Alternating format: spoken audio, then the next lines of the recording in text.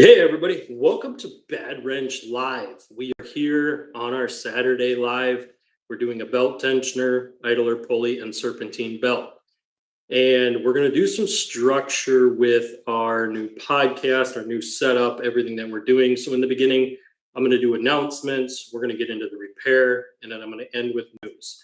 And because my new setup allows me to share screen, we will actually be breaking down news stories right off of websites. So I will pull up specific news articles, we'll flip through them and kind of highlight the ones that are important to the chat at the time. And that's how we'll go with that. I'll give you guys just a little bit of time to file in here.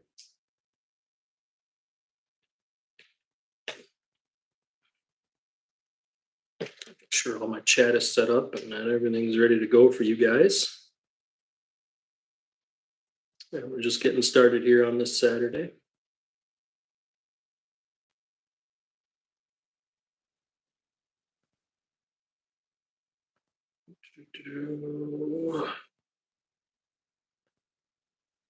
Okay, if any of my mods come in, guys, please check in down below for the mods. I always like to know when my mod squads are in.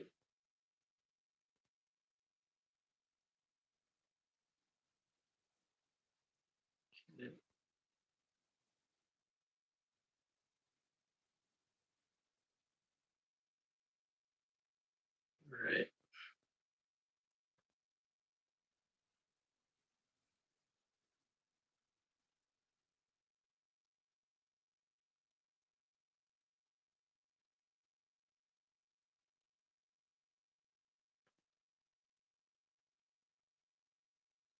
Just playing around with a few things for you guys while we let people kind of file in. Once we get everyone in, we're going to get going on today's topic.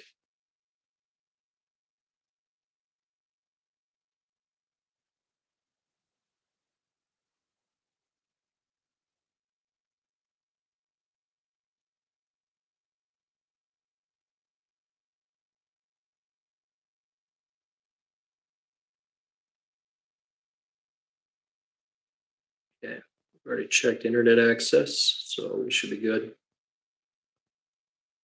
All right, so today's topic is really on belt tensioners, mainly the belt tensioner and the idler pulley. These have started to go bad because we're using cheap bearings that are made without the right tolerances. So those bearings prematurely fail. And what I saw is indicative of exactly what's happening with these systems. So I'm going to take a little bit of time and run through the repair with you a little bit so that we get a better understanding what we have to do when we need to do this repair. And some of this really does come down to us knowing where we need to be in the repair and when it's safe and not safe.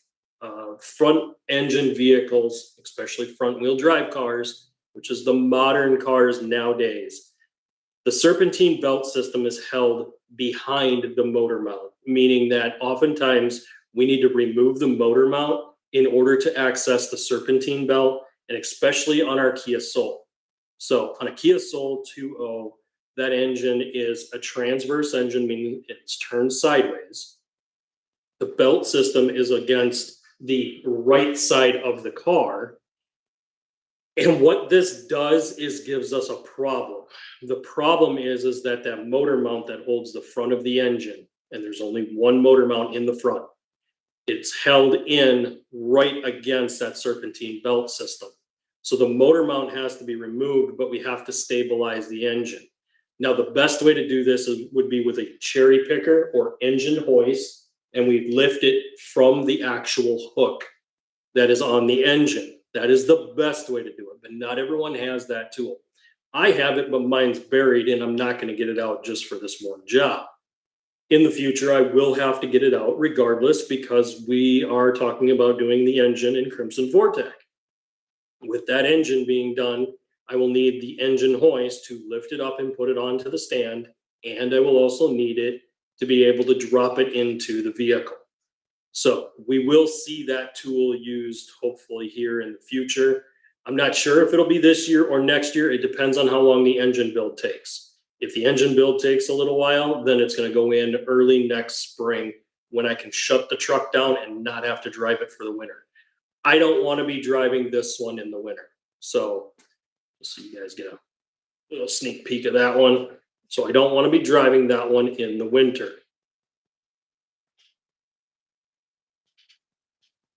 So here's where we are. This is what we're going to focus on now for today's video. Start off with the announcement. Guys, thank you for all the support. We've continued to hit big strides. We're growing. We're using new technology. We're doing new things here on the channel. So I'm really hoping to bring you guys more stuff.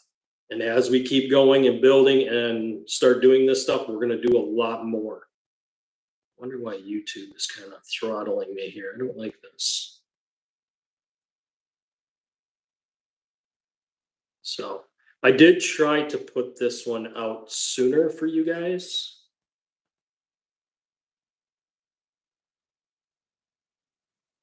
And I also tried a new setup on doing some of my stuff. So I don't know why all of a sudden I'm getting kind of throttled here. Some of this is the reason why I've held off of doing the Cash for Clunkers video, because I need to get the viewership up before I do that one. That's going to be a really big in-depth one that I want to do, but I really want to get this one put back on the road before I do that video. And then I want to kind of filter out some of the stuff that I need to get done. Crimson Vortec needs a bunch of stuff. There's an exhaust gasket that's going bad in that one. I've already done a massive engine repair that I'm going to have to break down for you guys and do after, basically kind of deconstruct the repair so that you guys can see what I did there. So I'm getting used to where I need to look with this new setup, because it's not, my old one was just off of a phone. So it was a lot different as far as where I needed to be paying attention, what I needed to do. I didn't have nearly as many features either. So I didn't have access to pull up stuff and share screen with you guys and do all that from the phone. I couldn't do that. So, well, I'm not sure if, hopefully here I got a stable internet connection. I'm going to go check that quick. Pretty sure I do. So otherwise it wouldn't be holding.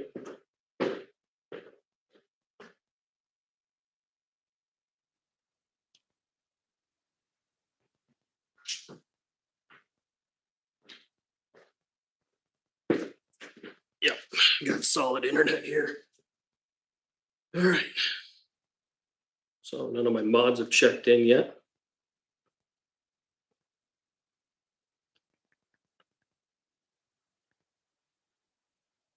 All right, guys, so we're going to go ahead and I'm going to get into this repair. We're going to break a little bit of this down. Let me grab one part.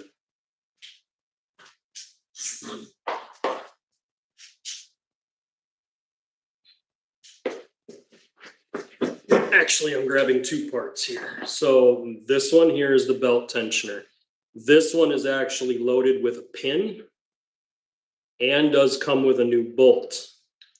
So we will need to remove our old one out of there. The problem is the bearings in here. These are bad bearings, meaning that the bearings have way too much play. We took this nut off, and I don't recommend doing that on these tensioners, because these are actually cross-threaded in on purpose so that they don't come back out.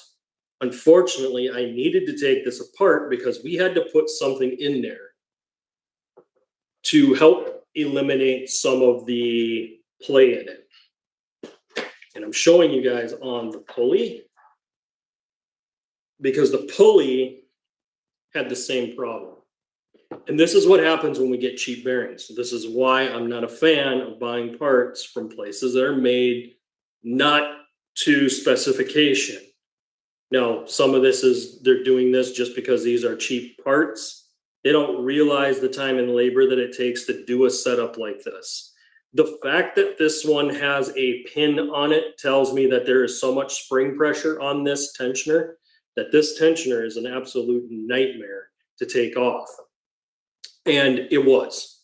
You guys will see that I kind of already started on this project a little bit because I wanted to know exactly what I was getting into. Did I need to take the whole bottom end apart and pull the motor mount like I did? Or could I have done it a different way? Unfortunately, I was not able to do it any other way. So you guys will see that here in just a little bit, but I want to show you guys what you have to do to fix these cheap bearings when they don't do it properly. And this is a problem we're having with all used parts right now. And we'll get into that during the news section at the end of this video. If you guys got any questions, chat them in down below as we go. I'll read them on screen and see if I can help you. My mods, if you guys are in, chat in down below so I know you're here.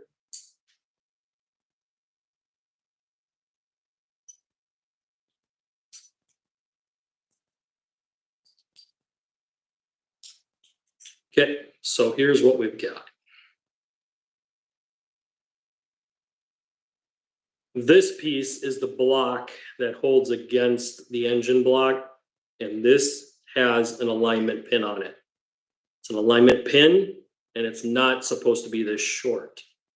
You'd want something a little bit more beefier on there, especially with something that has this much spring pressure. Fortunately, it doesn't. So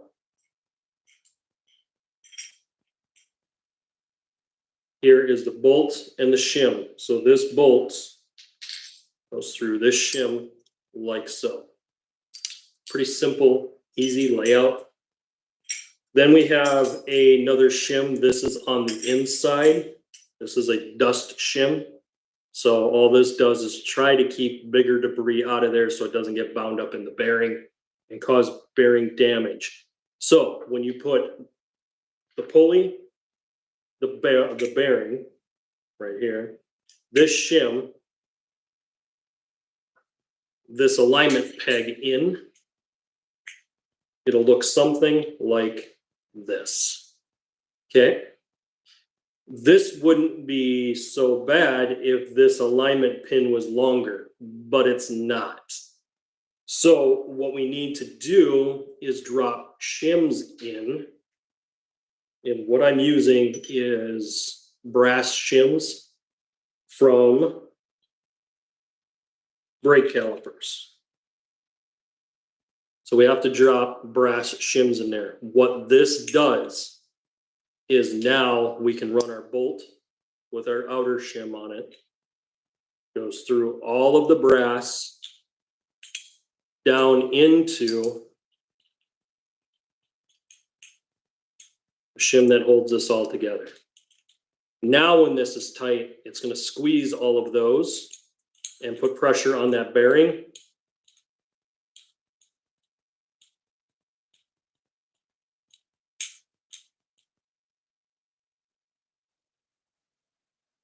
Okay, so now that this is in there, what that does is it puts pressure on this so that when we tighten this up, it holds tight to the bearing. The bearing doesn't have any wobble or play in it.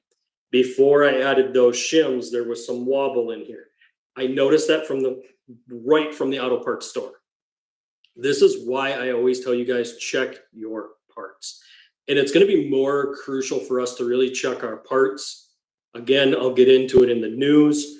But the more we buy stuff from overseas, the more we're going to deal with these inconsistency issues where we're going to have parts that may look new, but are really not in good shape because they were made quickly and they did not pay attention to the quality that was being put out. So the only way we can alleviate that problem is to inspect our parts before we leave the parts store.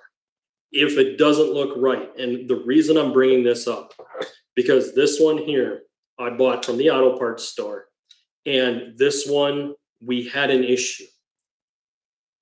This one had tremendous play in it, and I don't think it's going to catch here on camera. I'm going to try to.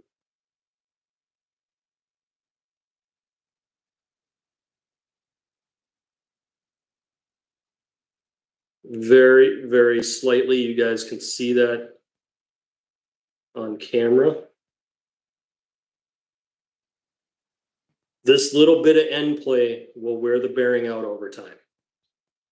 And this end play that's in here is in here because the bearing itself has the play. It isn't the fact that it's not shimmed right. I've tried shimming that out, but there's so much play in there that I can't get that out. You can see it when I'm moving my fingers. That's how much play is in this. This is a brand new part. This was the second part that I had them get. After the second one, I'm like, no, we're not doing this. We actually took it apart in the parts store. We reshimmed it, and it actually got better by us putting those brass in there. So the brass did help tighten it up substantially, but it was a lot worse than this. And this is what we have to do and why we're here. We're here to call out these bad parts so that when you guys go to the parts store, when you guys are doing your own repair, when you guys actually have to go and get this stuff, you know what you're looking for. And don't be afraid to ask them if they have another one so you can do a side-by-side comparison. If they won't do that, don't buy parts from them. And it's really important that we kind of stand 10 toes down on that, because the more they sell the parts that are bad, the worse the quality is going to get. When these parts get sent back and they're bad, it actually benefits us as the consumers because they learn they can't keep pushing the bad parts. So we do have to inspect these from the auto parts stores. They have everyone in here on a Saturday. Keep catching some bouncing views. We'll see if we can get that to stable off here a little bit later in the video. So what I'm going to do is I'm going to set up a few things. We're going to break down this repair. So I got a few things I got to do, and then I'm going to get you guys in close, and we're going to take a look at exactly where we are in this process. Show you guys what I've done so far so that you guys can follow along with the rest of the repair. As we get the rest done, then we'll start transitioning into reading chats and news. So that's really what we're going to focus on here today. Let's get cracking at this.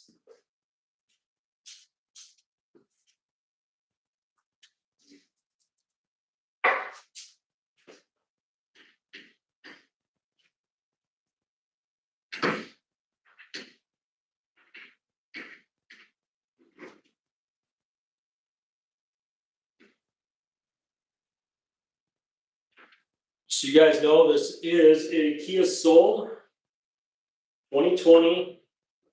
It's the EX with the dual overhead cam 2.0.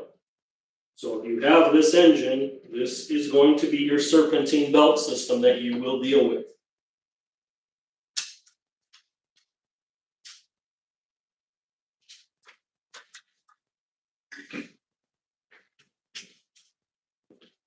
All right. Bring everything a little closer here for you guys. All right.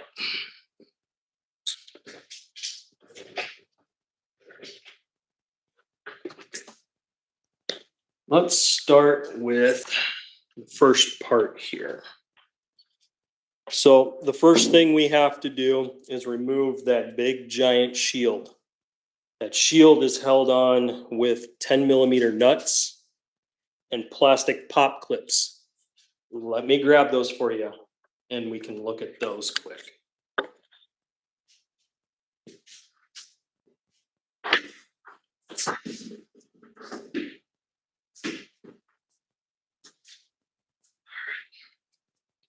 So here are the 10mm nuts.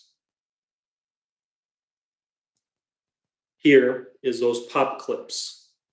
And these you can remove with just a flat screwdriver. You just come in between here with the flat screwdriver and pop this clip up. Once this tab comes up, this whole clip slides out. Let me count how many of them there are in there for you guys so that you know.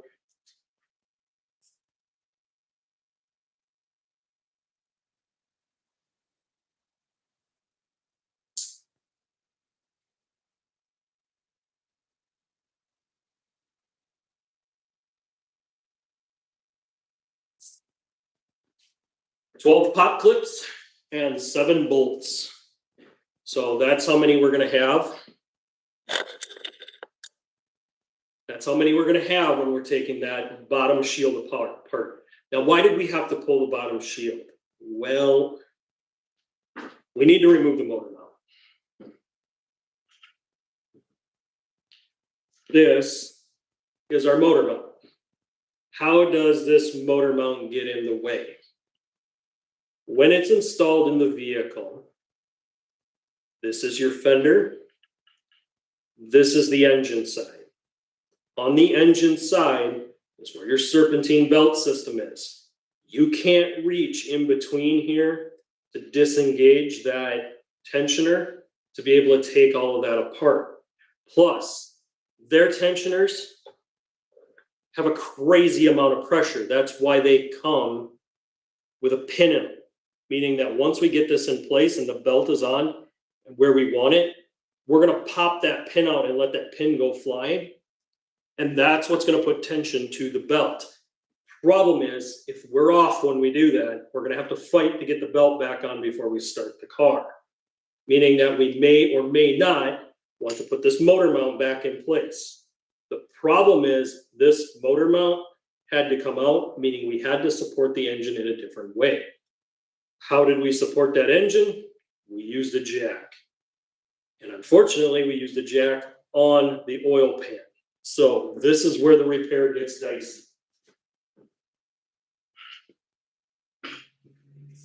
Like I said, most shops would have had an engine hoist, meaning that they would have slid an engine hoist in it. They would have went off of a hook on the engine to lift the engine up. That would have been the way to do it. You're not going to have that engine hoist. So I want to show you guys a technique that works, but there's a flaw with what I'm showing you. The flaw is you're using a jack, meaning if you knock the engine off that jack for any reason, you're going to damage the engine. The weight of the engine coming down and falling into the engine bay will damage the engine. Meaning that if you don't feel secure or safe about doing this kind of repair, you might want to hold back or talk to somebody who has done this. It can be done and it can be done safely. Just make sure that you pay attention to where things are and don't try to push and pull and prod on that engine as much as possible. Leave it on the jack stand and try not to push against it too much. We can do that real easy when we're working in a small area and we can control the amount of torque we're putting down. Anytime you're lifting up to break bolts loose on a setup like this, you're usually going to be safe as long as you're not pushing or pulling that engine in any direction. The minute you have to turn those wrenches and push to the side or front or back, you're going to be pushing it off of the jack. Remember this technique because this is crucial. Let me bring you in and I'll show you what I'm talking about.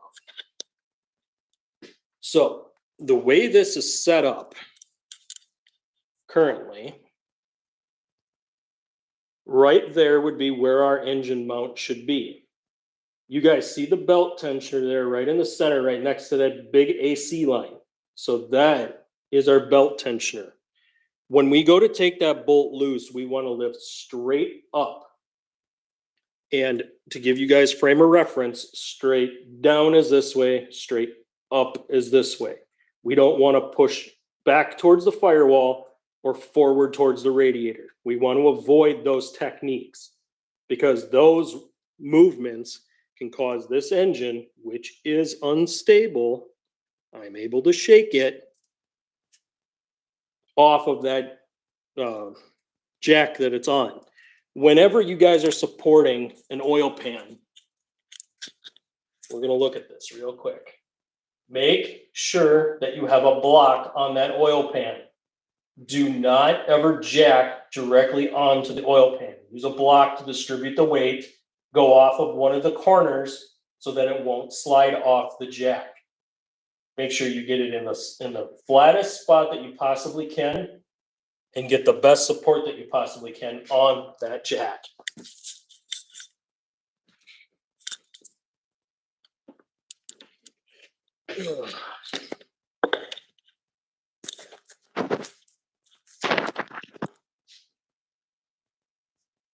A little frustrated with YouTube here. I've been trying some new setups and they're just not happy with me.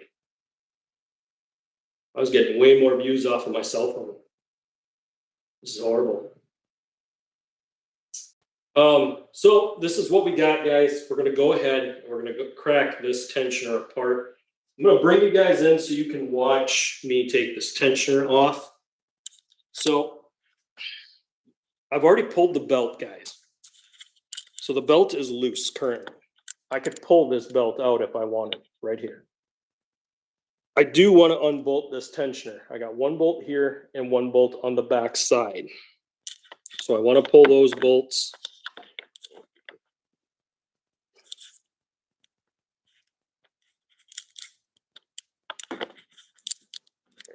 Trying to work on a setup here that allows you guys to see what's going on.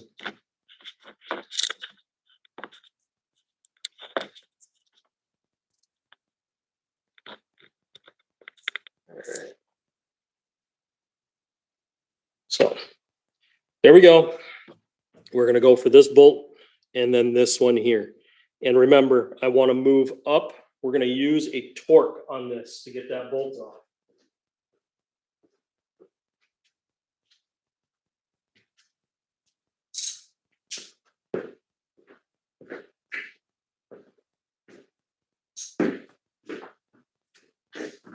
All right, so we are using a T50, T50. That's what size this bolt is. Now, if you go to put this on and you're against that AC line, lift the engine up.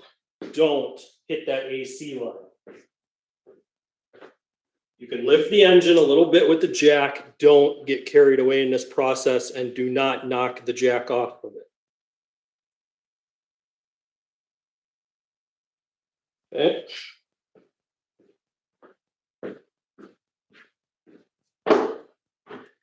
So the goal was to lift it up. I want to make sure that it's in the off. Yeah. Okay, remember what I said. We don't want to push it this way. So what I'm going to do is I'm actually going to put my hand on the back side of the engine back here and support this as I lift up to break this main bolt loose.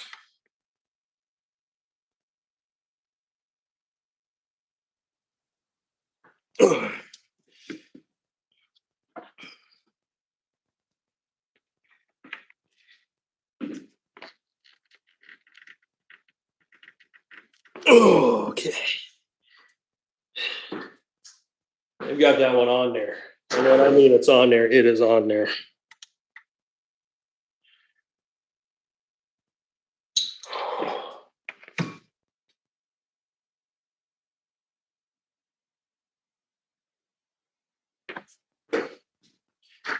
So I just played with the tension a little bit. That pulley, spinning that pulley, I wanted to make sure that pulley was good. And it is clear that that pulley is not very good.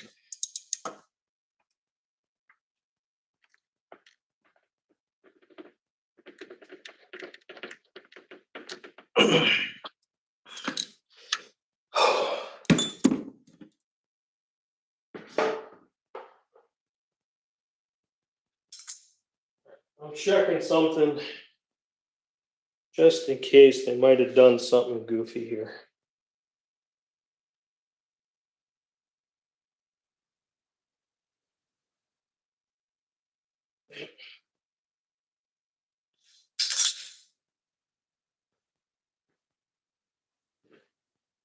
So it's on there, and when I mean it's on there, it's on there.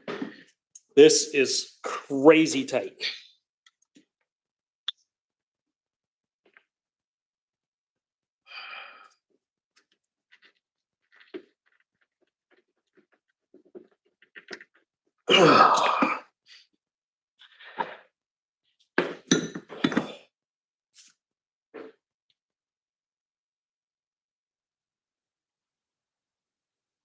Really don't want to have to try to jack this up far enough to put an impact on it. Because our option is to lift up or to drop it down so we get past the frame rail. And either one is not a good situation.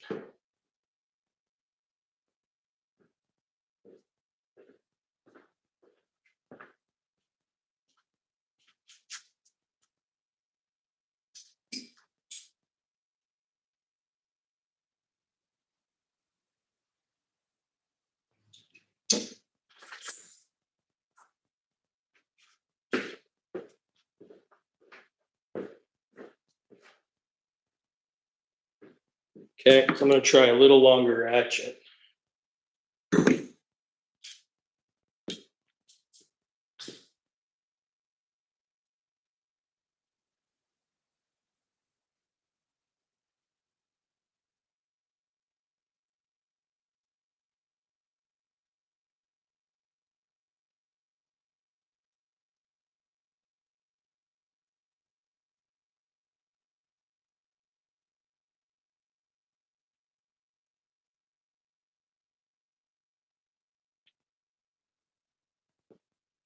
Okay.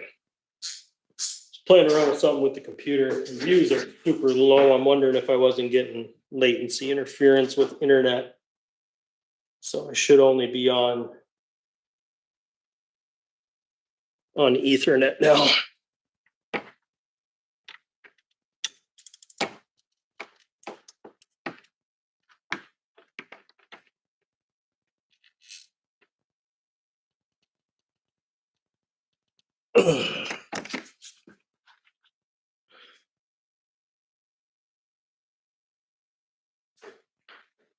Okay.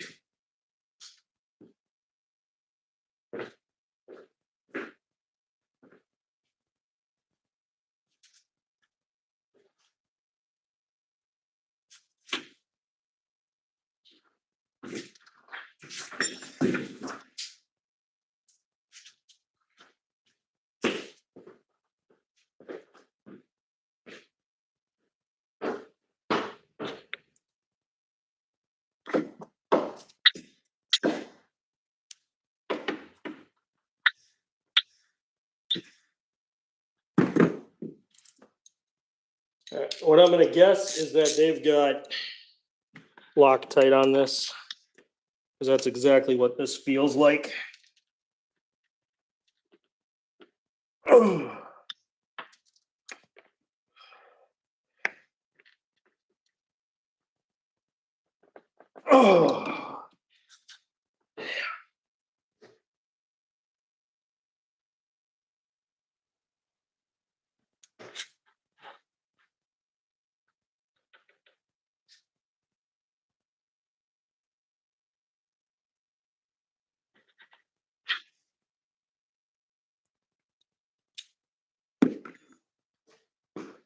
I'm gonna work on something else to give myself a little bit of a break, since that was being such a bear.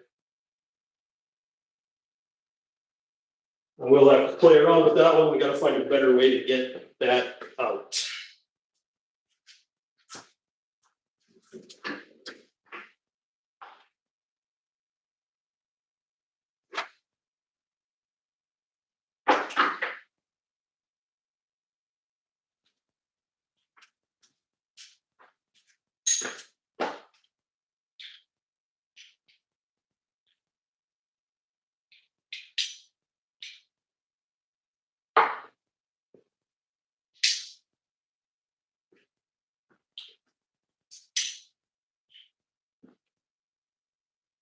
All right, thank you guys for checking in on this Saturday. Today we're doing belt tensioner, idler pulley, and a new serpentine belt. So I need to give my arm a little bit of a rest here, because that belt tensioner is not cooperating. So I'm gonna focus on the idler pulley for now. We're gonna get the old one out and inspect this.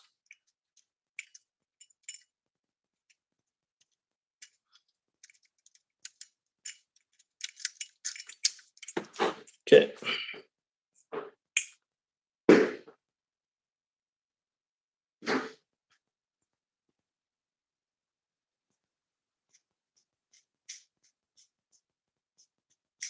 Okay, our idler pulley doesn't look bad.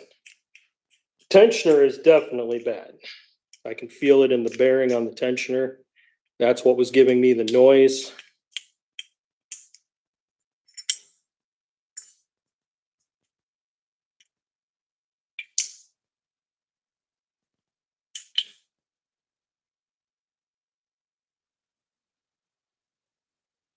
So one way we can check these is we spin these.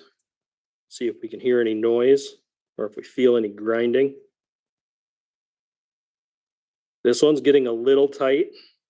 And you guys can see why they put these dust shims on here, just to try to keep everything out of the bearing. What I should do is pull this apart here for you guys, so you guys can see the internal of that bearing after that piece has been off. Thanks guys for checking in on this Saturday.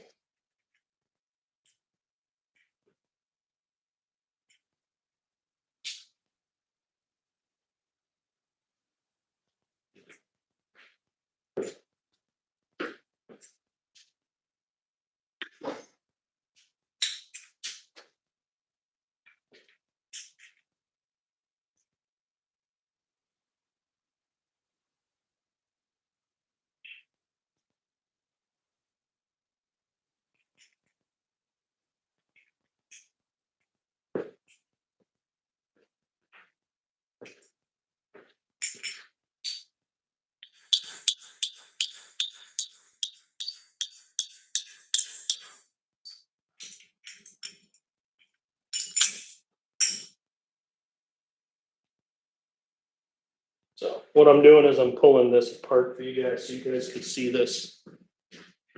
And I'll show you what I'm fighting here in just a bit.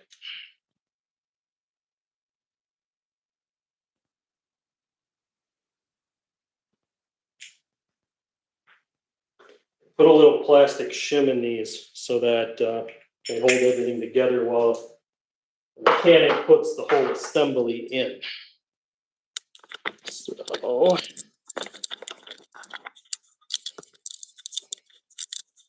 bring you guys back up here for a bit.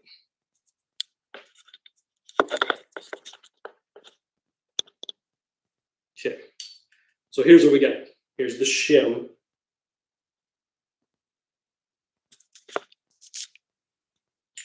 So this is the plastic piece that holds it all together. This is the stud that holds everything into place. This is a dust cap.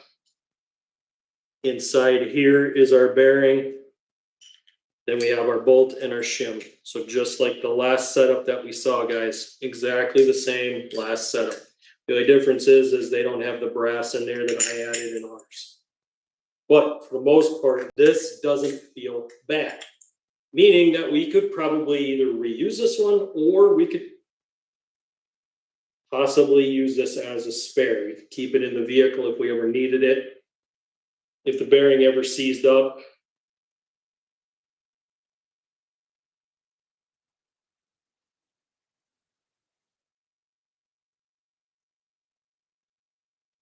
But this plastic shim is what held it all together. That's why I had to fight to get it apart. Thank you guys for tuning in on this Saturday, guys. Hit the like button and the subscribe. Help us to grow the channel. I'm working on bringing merch for you guys this year. So as the channel builds and as we get a lot more going, also, if you guys do want to support what we're doing here, you guys can always join, become a joined member of the channel. I do also do some extra stuff for people that are members. So there's extra content and stuff that you get for being a member.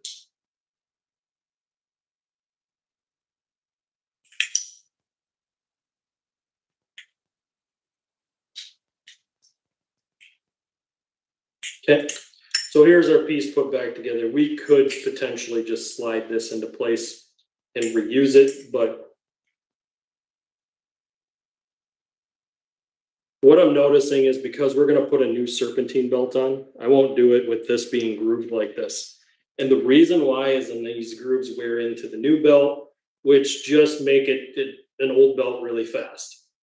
Anytime you have a chance to replace these, especially when you're starting to see the grooves, it's just better to put the new one in. And if the old one isn't bad, keep it as a spare. But we buy these extra parts so that we have them when we take this apart, because we don't know necessarily that it was the tensioner or this when we first take the serpentine belt systems apart.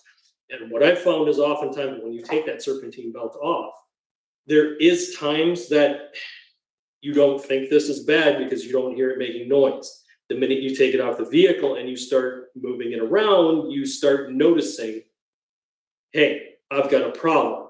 Now you have to run back to the parts store because you weren't prepared ahead of time. We were prepared ahead of time just in case. And if we didn't need it, we could always return it. That's the nice thing about doing these projects the way I do them, is I'll tell you guys what to get so that you're prepared ahead of time when you guys get back from the parts store to make sure that you guys get the repair done. So now that we have that, we can go ahead and put this one into place. And I will bring you guys back over. This is the first weekend on the new setup, doing a pretty extensive back and forth repair here for you guys.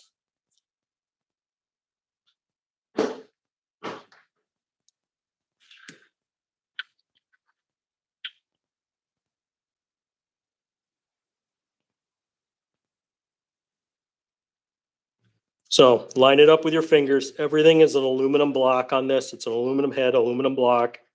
So make sure that you take your time and thread this stuff in by hand.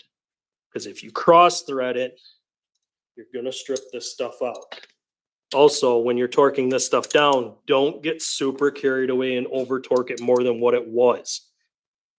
Because you are in aluminum and you're going to strip it out. Right there. Okay. So that feels good. There is no play in it. I can grab it and wiggle it. Everything feels really nice and solid there. All right, so now I got to contend with this over-tightened tensioner. And the reason it's a concern for me, guys, is I don't want to knock this engine off of that jack. This is the problem with repair on newer cars. Older ones, we'd have full access to the belt system. We would never have to pull a motor mount. We'd never have to worry about this engine moving around. On the newer stuff, we absolutely do. And this is a problem. It's been a problem that I've called out for many years, but I'm just one guy that most people don't really want to listen to when it comes to, you sound old. Yeah, I sound old because I'm the one who has to work on this shit. Ugh. YouTube is absolutely hating me today. They're just not promoting my videos. If they keep it up, I'm going to go back to my phone. All right. So what I'm doing is I'm thinking of creative ways to get this bolt out. Let's see if I can give you guys a little bit better angle. Knocking everything down. So right here, I got to find a better way to get this bolt. Like I said, I don't want to put anything here and push it to the back, because if I do, I'm going to knock this off of the jack. So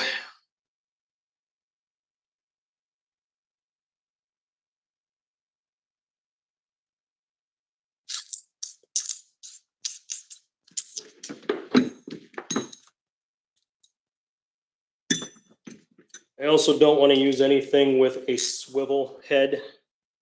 So I don't want to use a swivel head ratchet with this, because a swivel head ratchet could cause this to kick and cause me to push the engine in a way that I don't want to push this engine.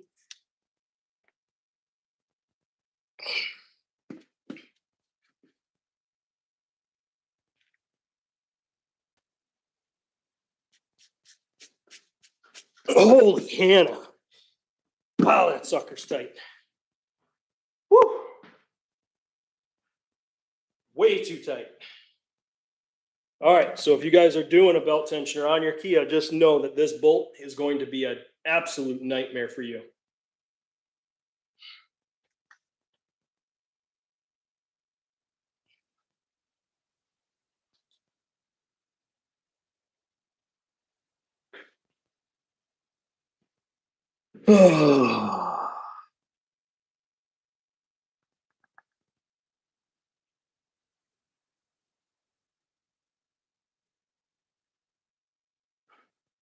Part of me wants to lower the engine down.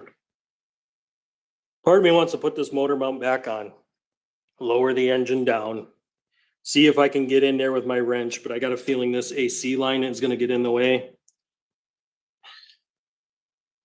And I don't know if that AC line has enough room to move around.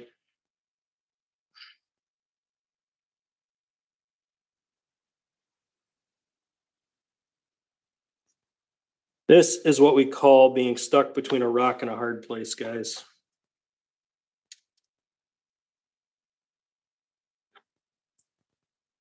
This is what it means to be stuck between a rock and a hard place. If we do the wrong thing and knock this engine off of the jack, we're going to damage a lot of stuff.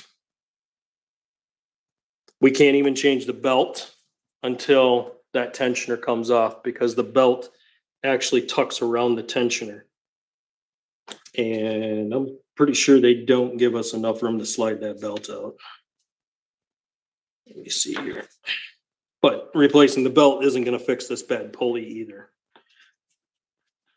I'm doing this for curiosity's sake, just for you guys, to see if you guys just ever had to replace a belt, if you could, without having to pull that tensioner.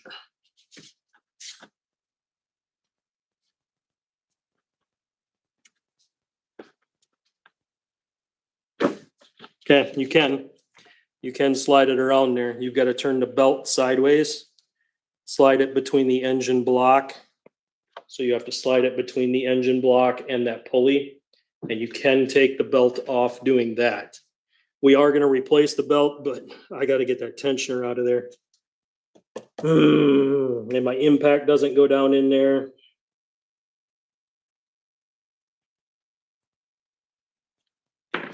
All right, I'm going to do something crazy, and I don't like this idea, because I could either break my socket or I could knock this engine off the stand.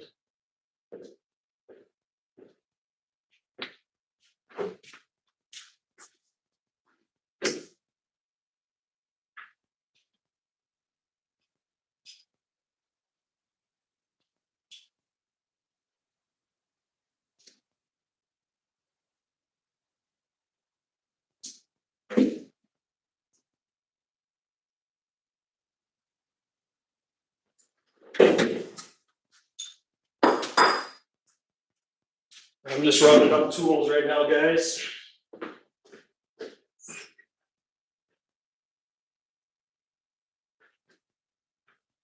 Guys, got any questions? Chat them in now.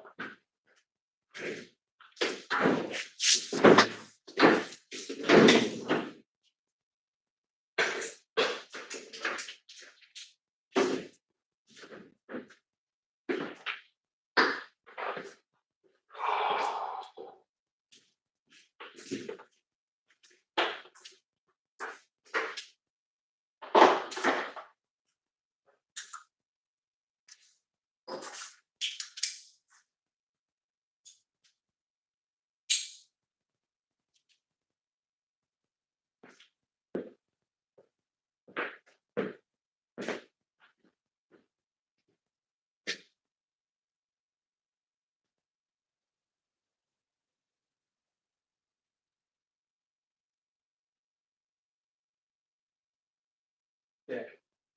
All right, so here we go. We're going to try it this way. I don't like this setup because I don't like having to put this in there. There's a point where this could break if I over tension. It could break the socket or strip this out. If I round that off, I am stuck because I don't have the tools to do this, and it would have to go in to get that pulled out. And I'm already seeing an issue with this. Number one, I probably will not be able to get that engine high enough to get in there to get this in here.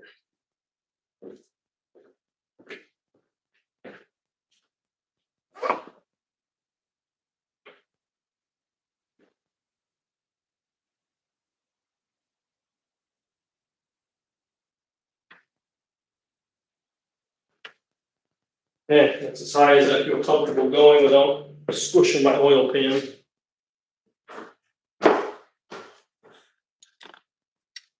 Yeah, that's still not high enough to get in there. So I'm stuck going old school with a normal ratchet here. I'm basically having to brute force it without stripping it over.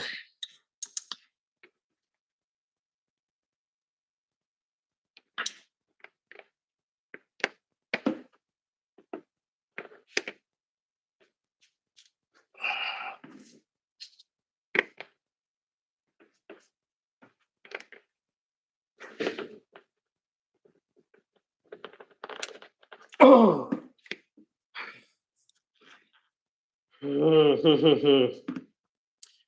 Think I'm gonna strip it if I go for it, guys.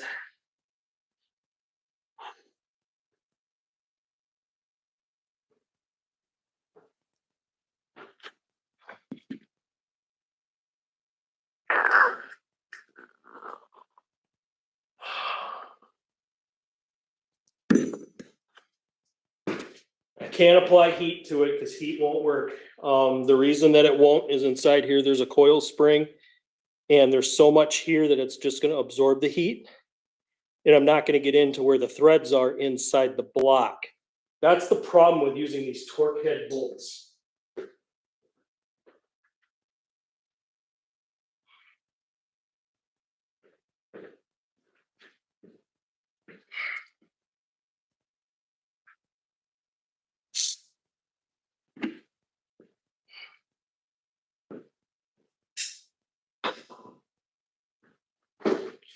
And if I did put Loctite on it,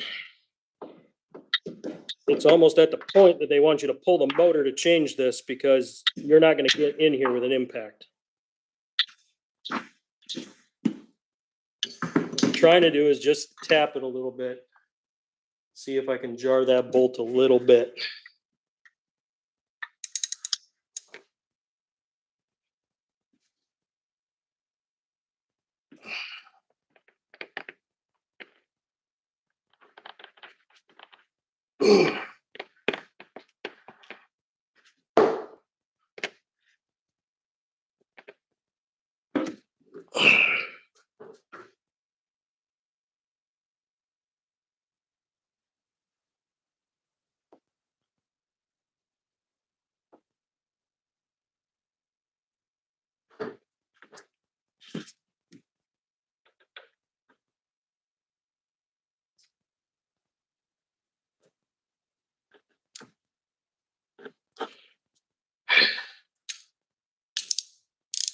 All right, I'm at a decision point. And my decision point is, do I chance rounding it off and then not being able to get it out?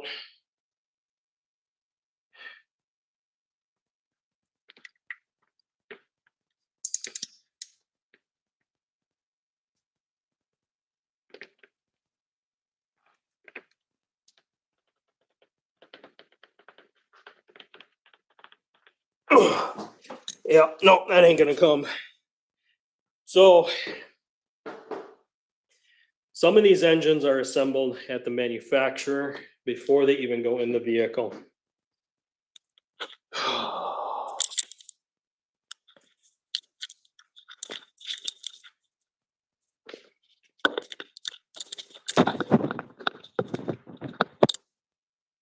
All right, so me and Kia have a massive disagreement here because this engine was assembled outside of the vehicle, meaning that they used impacts to put stuff in place. They over impacted this bolt right here. This bolt has a star pattern in the center of it. That star pattern has a socket that goes on it, and I'm already twisting my socket. So I can already see.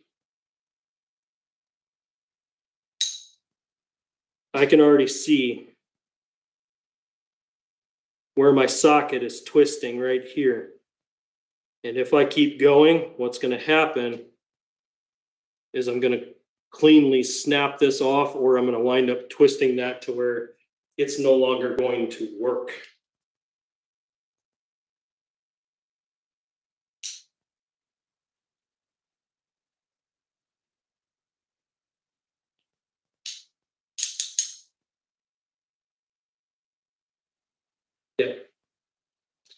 Yep. So guys, this repair is pretty much a failure.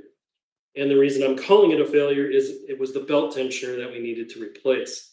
I can't change it because if they put this on at the manufacturer with an impact, meaning that this is sandwiched in there hard.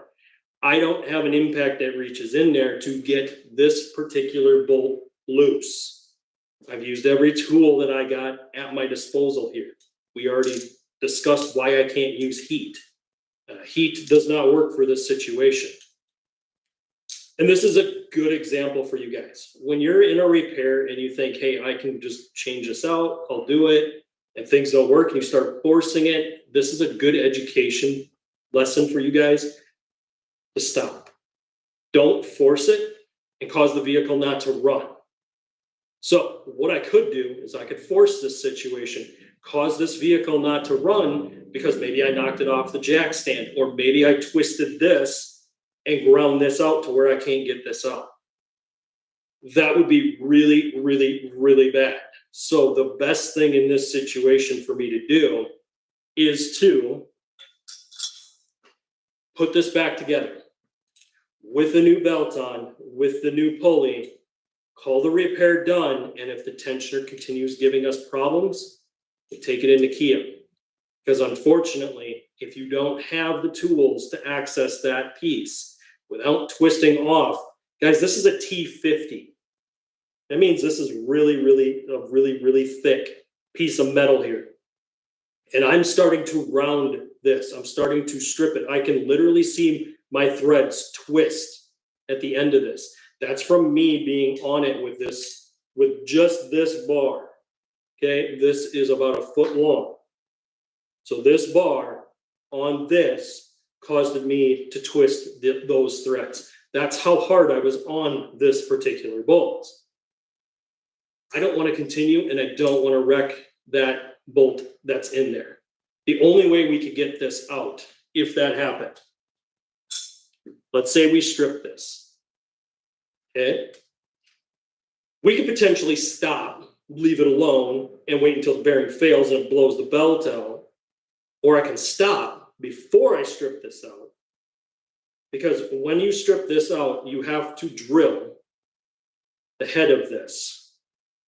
And unfortunately, I don't have a drill and a drill bit set that'll get in there that tight to be able to drill that out. Meaning that it would be an engine pull moment at that point.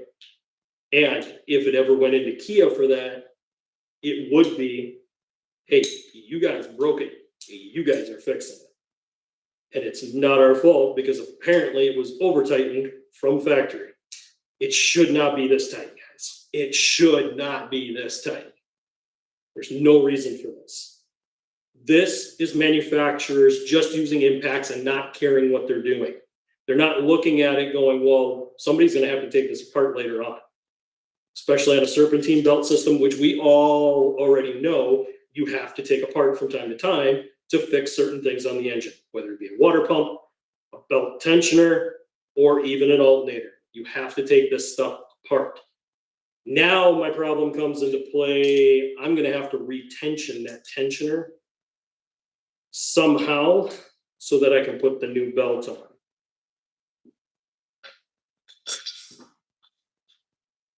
So this one had a pin in it. I could probably find a pin. I don't want to pull this one because we're not taking this out. And I'm going to return this so I can get my money back. But I'm going to need to retension that one so that I can put the new belt on.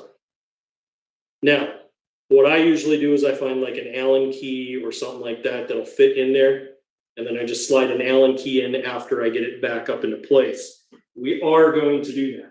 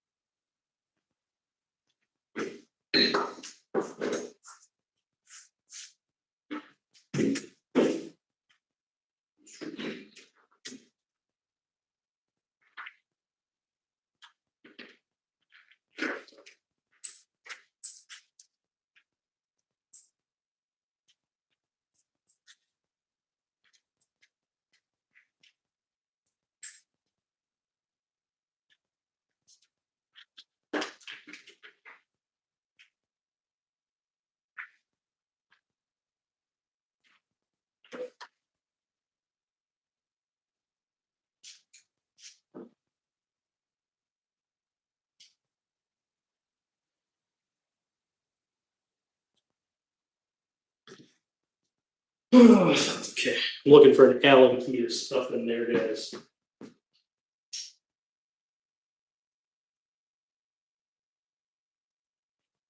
I'll look at my phone. Retention this tension.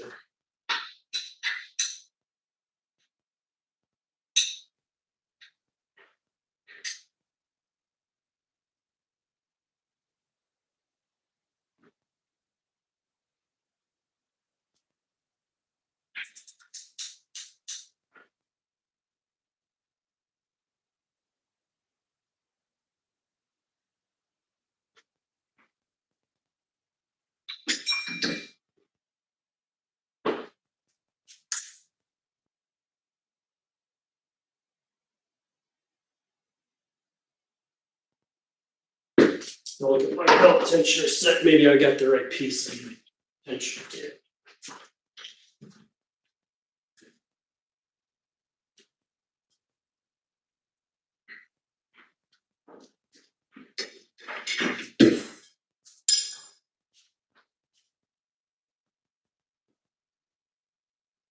So we have one tool here that has a pattern here. Sometimes these are for the right. No, this one's not. But this is basically a belt tensioner set. You can even use this as a secondary bar, give you more leverage. So this works really good for retensioning. The only thing is I gotta find the right socket.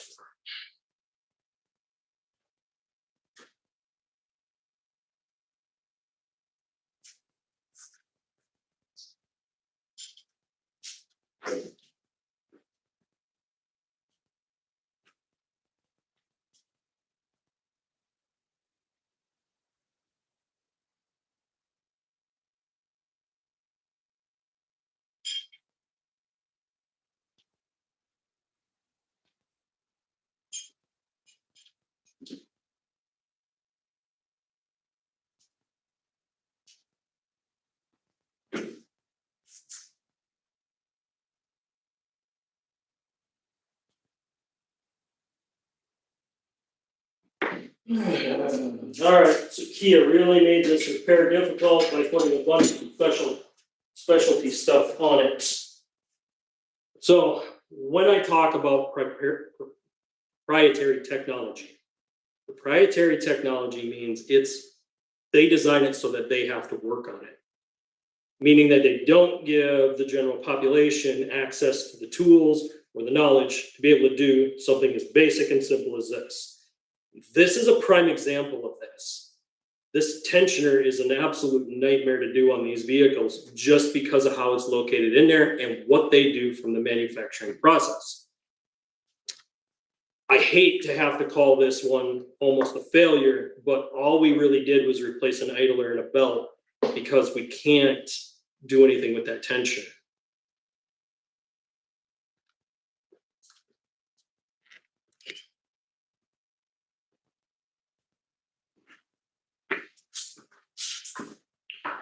So what I'm going to do is I'm going to snake the belt in, and then we will continue on trying to finish this repair up.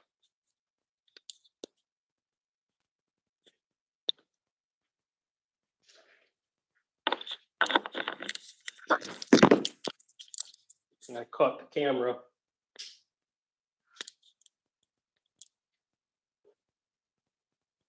My new camera setup's a little shaky, guys. I apologize for that. I do not have a gimbal for this, and it is not wireless.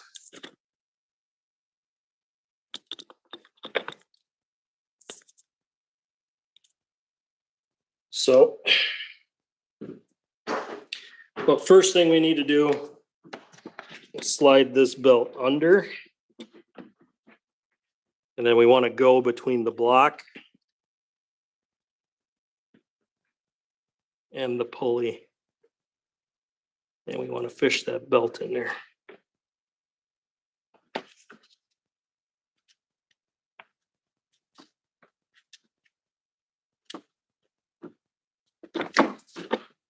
Okay.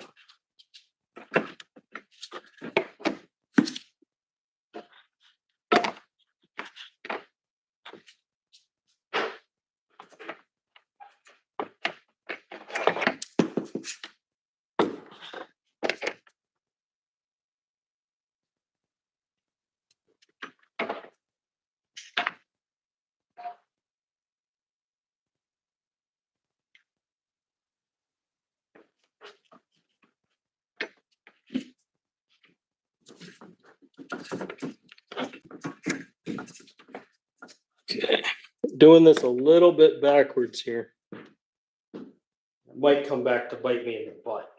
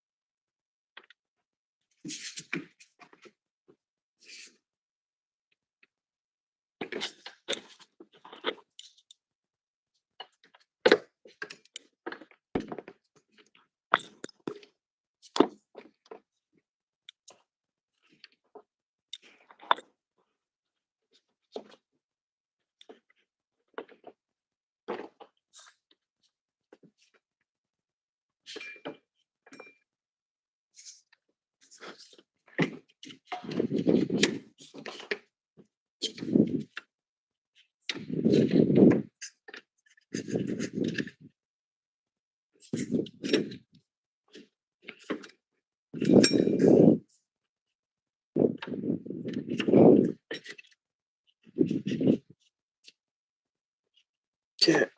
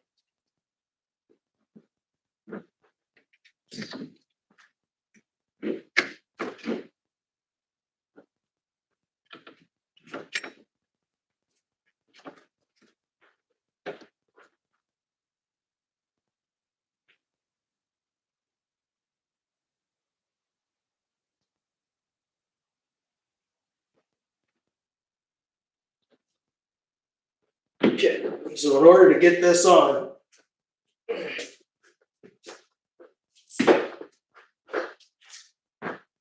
I'm going to want the bottom on. And the only thing I'm going to want to contend with is what's on the top up here. Meaning, I'm going to want to slip this off of here for now. Give me the slack that I need to get the bottom on.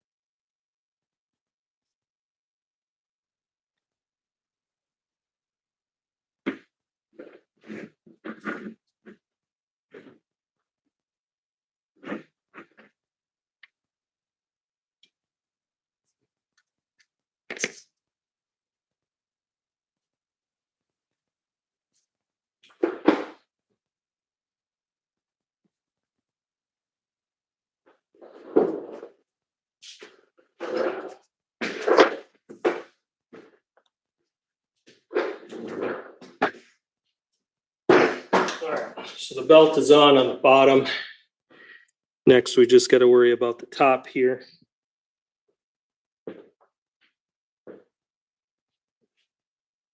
Some of that is going to be pulling this tensioner.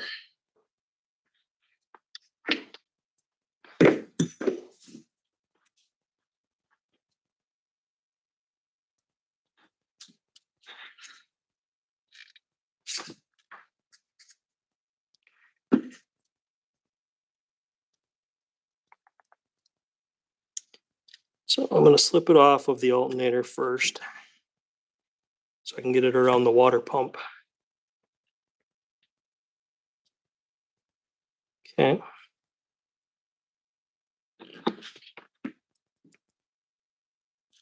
So now that I've got it on the water pump, all that's left is the alternator and the idler.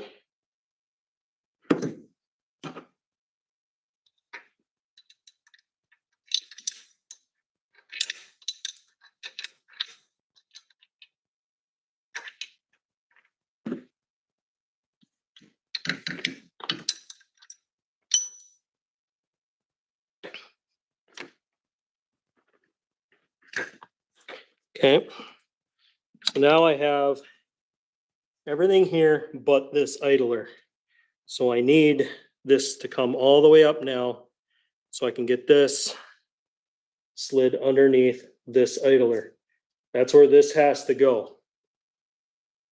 Must not have any of my mods in today.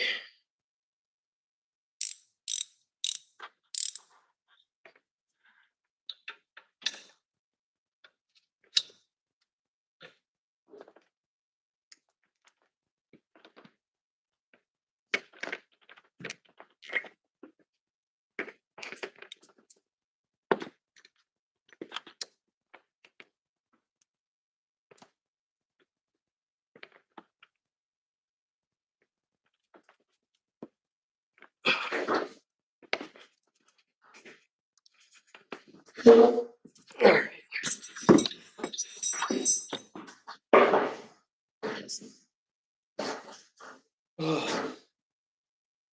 All right, you guys just saw what happened when you were trying to position yourself.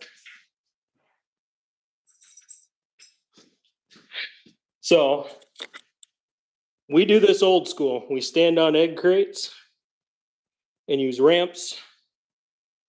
We use jacks to hold our engine. And I don't want to knock this off this jack because I do not feel like damaging this engine. But this belt tensioner wants to be a complete nightmare. There's a reason that they have a pin in these, because they don't want you to have to try to pull this spring back into tension. Pulling that spring back into tension is where we have the most problems, especially considering how unstable the engine is.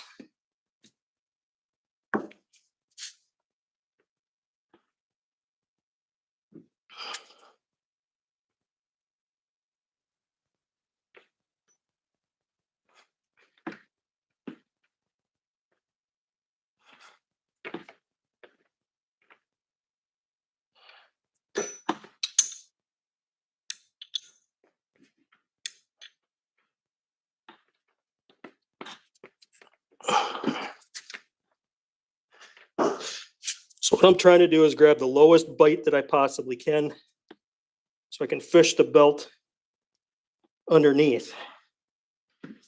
Problem is, I'm starting to see that when I do this, the wrench itself gets in the way, which is why they have that pin in there. Why it's loaded and you have to pop that pin in order to get the belt tension right. It's for that reason alone that they do it the way they do it. The problem is we do have to get a belt back on here to drive this car.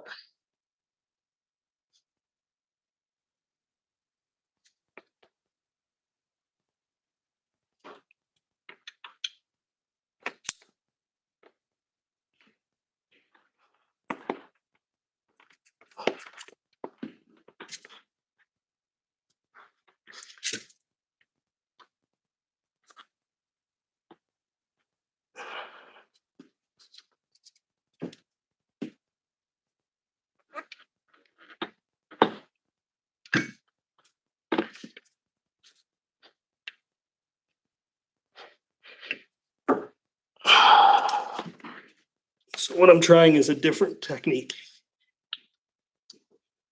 Rather than trying to go around the idler, we're going to try to go around the alternator instead.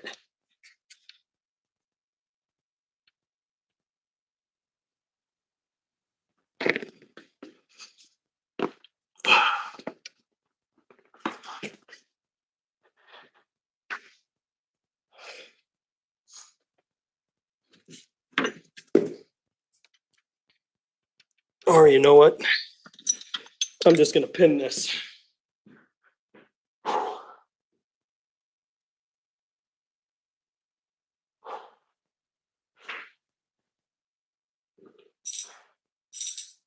Bill, good to have you in here. He said he did not get a notification. Bill, check your notifications. There might be a setting that you don't have set right for notifications. So if you ring the bell icon and you click on get notifications, sometimes your phone has to actually give you that notification as well. So you would have to have YouTube allowing you to do notifications as well. Just so you guys know, Bill is one of our mods, guys. All right. So I'm tired of fighting this. So we're going to try to pin this instead.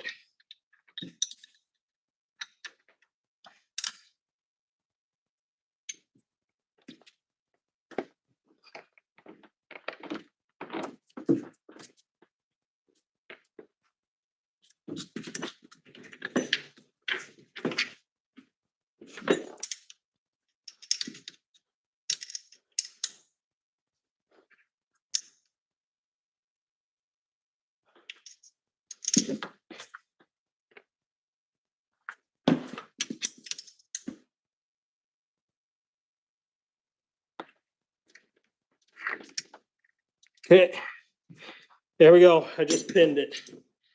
So now this is pinned open. We should easily be able to route this belt without me having to fight it. So first thing I'm going to do is make sure I'm on all the pulleys where I'm supposed to be. I'm going to drop this down, fish this in. I'll show you guys that pin location once I get this done. Most new tensioners are going this way, guys. There'll be a spot to pin the tensioner open.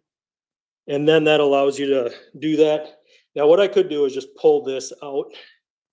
But because this is an Allen key and I don't want to wreck my Allen key, I'm just going to use the wrench.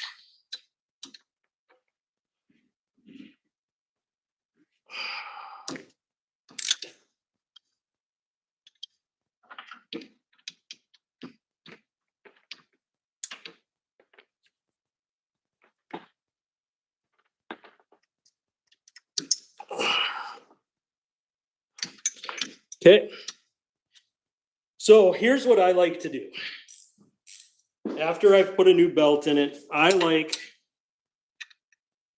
to put the wrench on it and push the belt tight, especially on used tensioners. So again, you guys just saw the motor move dramatically.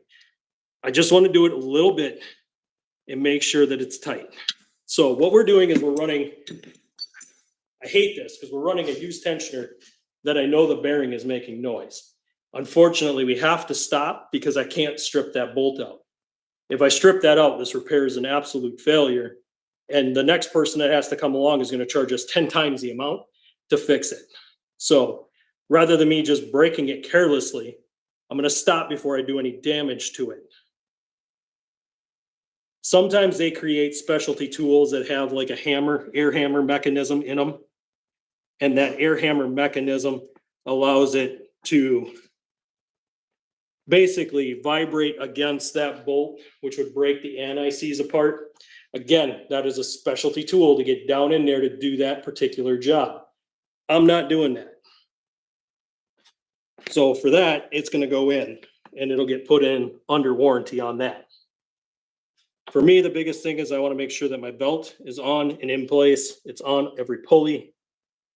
Then that everything looks good. And then next we can go ahead and lower our motor mount down in here. Now, for me to lower the motor mount, I'm going to move you guys around a little bit here.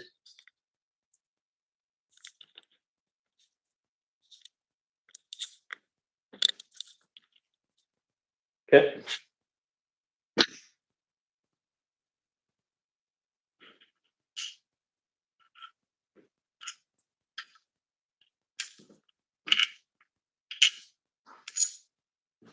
So we drop our motor mount in.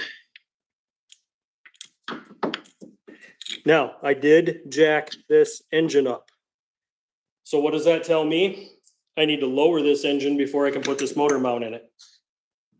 So now we're going to bring the motor back down, line up our bolts.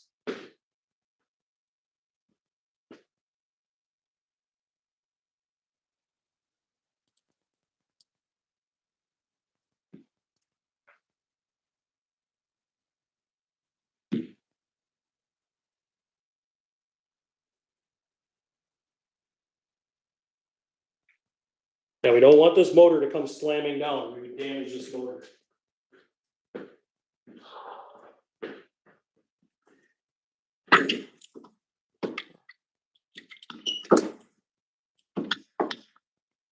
So what I'm trying to do is line this up the best I can. And more than likely, I'm going to have to come down even more yet.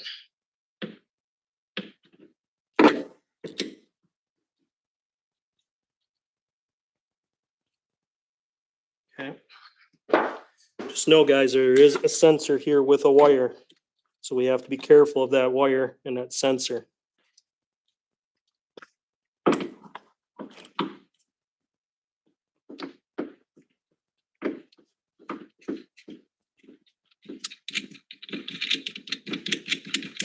I took this bolt loose just anticipating that I might have to separate these, which I kind of do.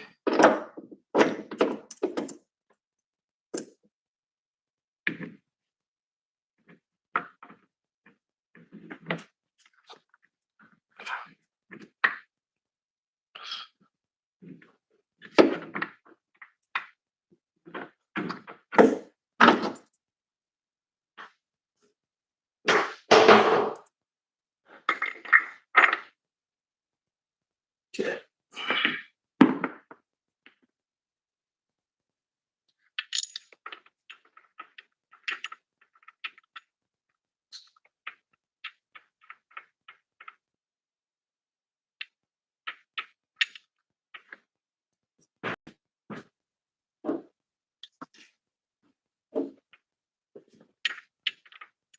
So the reason you can't put this on first and then drop that motor mount in is because this is going to get in the way. So the reason I took this apart is to make sure that I had room to clear that sensor and that I wasn't pushing against it. I don't want to tear that wire. This is a horrible position to put a crankshaft position sensor. That's what this is right here. This is a crankshaft position.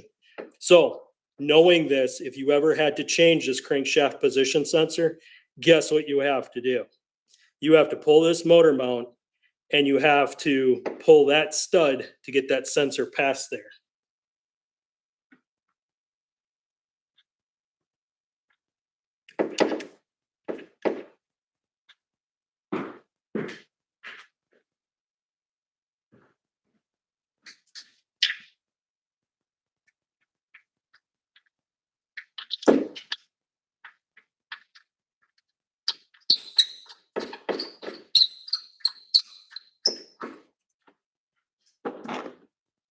So what I'm doing is I'm lightly putting in the mounts or the bolts for this mount. Again, I'm leaving them loose. I just want them hand threaded in. I want it to have wiggle room, but I don't want to cross thread when everything goes together. So this is a kind of a loose fit type deal. And then what this allows me to do is now play around with just the engine portion until I can drop that into place. And as you can see, the engine does have to come forward and it does have to go up.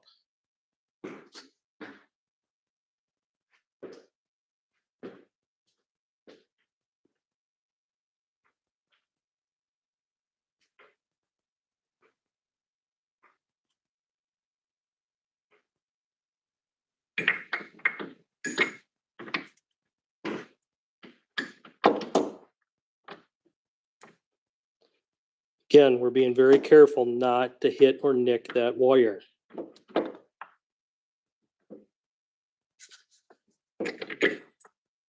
So just like that, how I did this is I pulled the motor Now, there's an alignment bolt that has to go in first. And I'm going to show you guys this alignment bolt.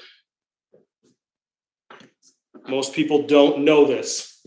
This is an alignment bolt for this mount. These are only meant to hold it tight. This is actually the alignment.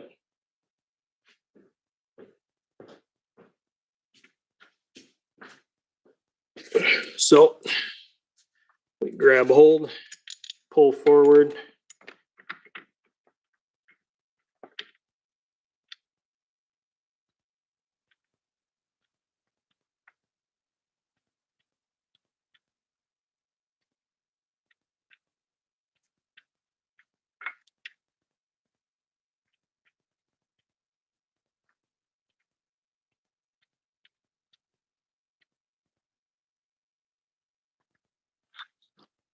Okay, alignment bolt is in. Now we can put the other 3 nuts on. One here.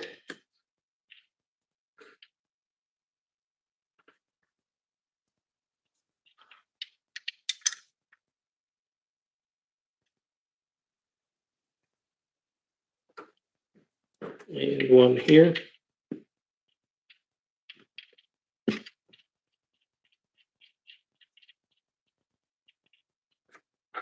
Again, we want to be very careful of this wire right here.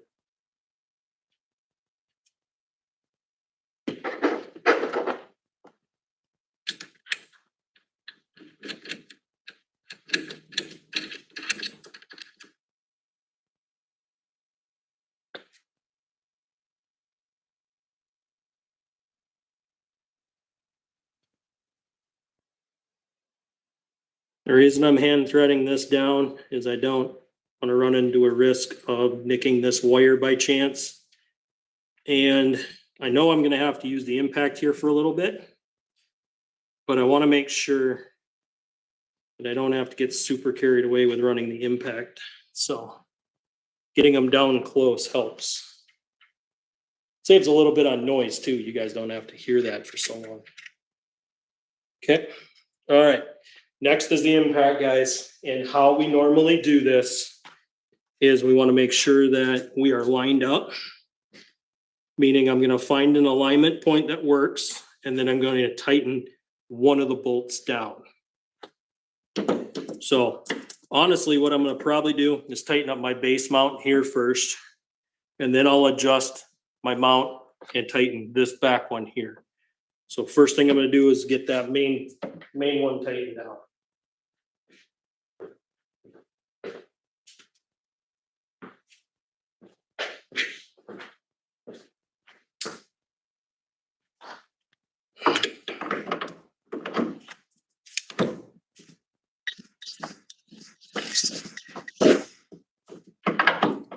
Okay, I'm not getting carried away. I just want to bring it down closer before I really start snugging everything up.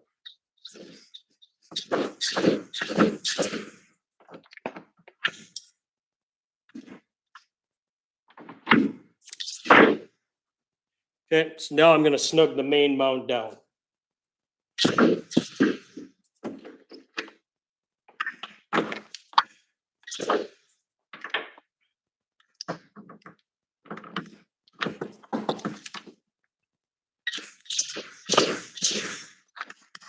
Okay, so that's the frame mount there.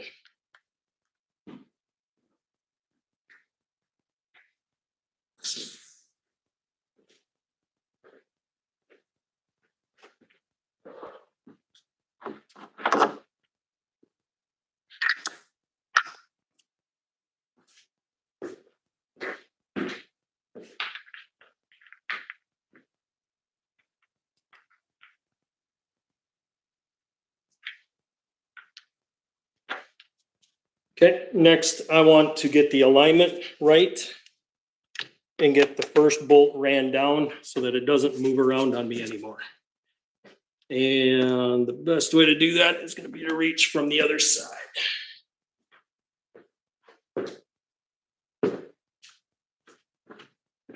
Okay, I'm going to do that by pulling the motor forward slightly Little snug on that.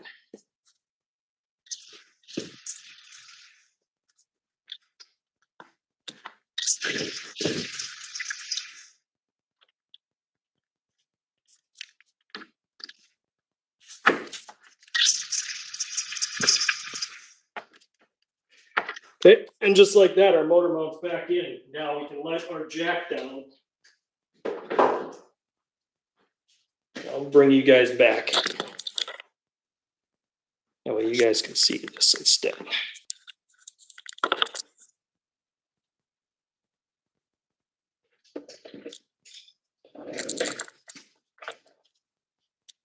Okay, so now we're gonna let our jack down. We're gonna get that off of the oil pan to relieve that pressure. And as you see, the whole vehicle is actually coming down with it. Again, this is an old school way of doing this.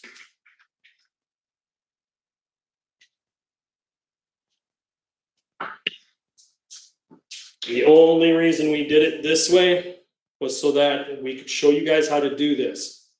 Unfortunately, this repair did not go the way I planned, and I'll discuss that in just a little bit.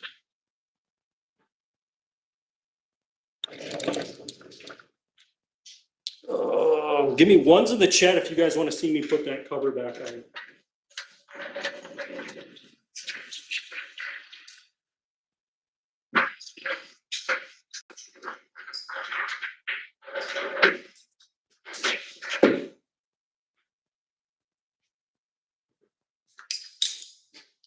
I mean, the cover is going to go back on regardless. I just want to know if you guys want to see it or not. And I'm talking about this cover right here. Ones in the chat if you guys want me to go ahead and put that back on.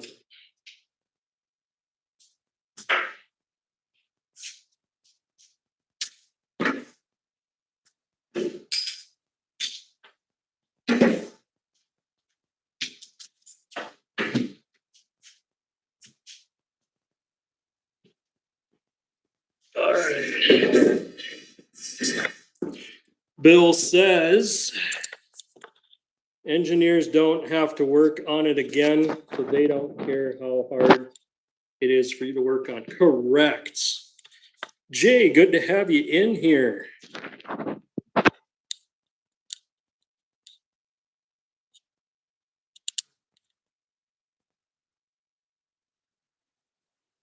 Yeah, Jay, it's been a tough stream, man. My mods are pretty much the ones that kind of keep my chat going. So, yeah, it's good to have you guys in here, Bill, Jay. It's good to have you in here. So yeah, we've been grinding away at this, and unfortunately, guys, there's a failure that we can't continue doing this repair. The failure is that they put everything back together with an impact, or put it all together from the factory with an impact, which caused us to have a bigger issue. The bigger issue is the minute we try to take this apart, it's going to fail on us. Now, I can either eat that, try to fix it, cause more problems, have to get specialty tools that I don't currently have, or we put it back together and we let it ride for the time being. I do know that the bearing will make noise every once in a while, so what I might try to do, just to save a little frustration, I might try to put a little bit of penetrating spray on that pulley for the bearing. See if it'll seep in there and just kind of help prolong the life of it.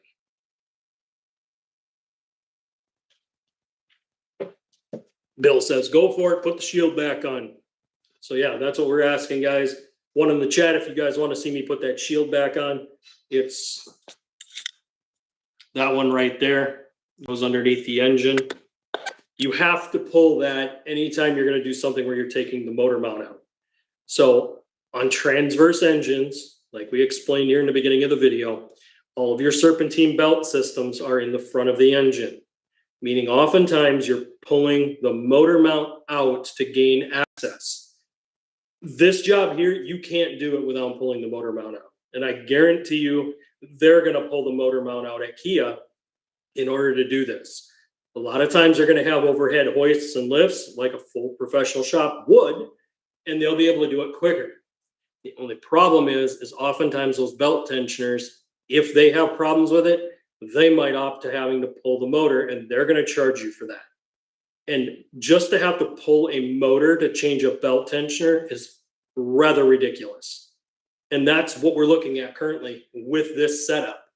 We're looking at having to pull a motor mount, possibly the motor, when that repair fails. It shouldn't be that way. We should have enough access to be able to do what we need to do without having to rip the motor out in order to fix it. But that's what happens when these guys and these engineers and the manufacturers say, we just want that engine in there. We don't care what we got to do. One of the biggest culprits of that was the Dodge, Ram, and Jeep setups when they went with Hellcat engines and everything. They didn't care how hard it was to change an alternator. They wanted a Hellcat engine in it. That's all they cared about. Don't get me wrong, fun, but a nightmare to work on.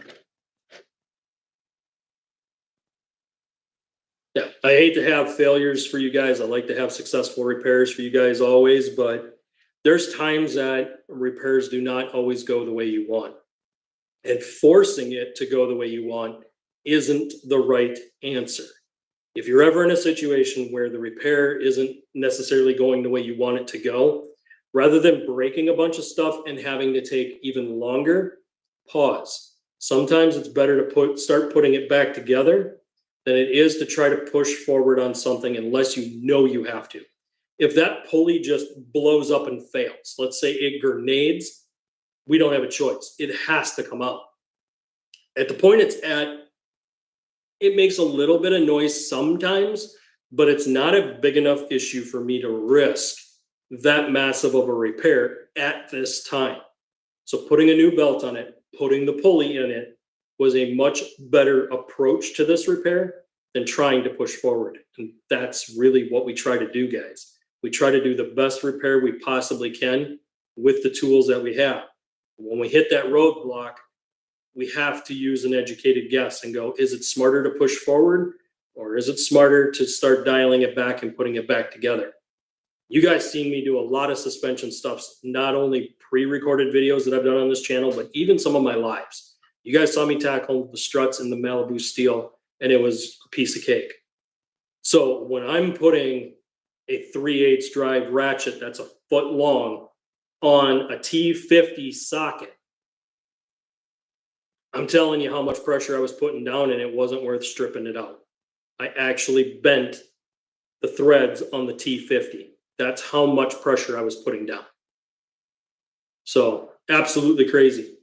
So as we let chat, I really hope chat kind of builds here. I know this stream is probably doomed, but just because we didn't get the engagement right away, but we're going to push forward. We're going to keep going, guys. I'll do chats after we get the shield on it. I'll do news, and then we'll probably kind of wrap it up here for today. But we got a lot to go yet, guys. So don't think we're ending the stream by any time soon here. The news has got quite a bit of stuff. So I'm going to start doing the news at the end of every single video, guys. Last week, because I'm streaming now from a laptop and a webcam, I was able to share screen.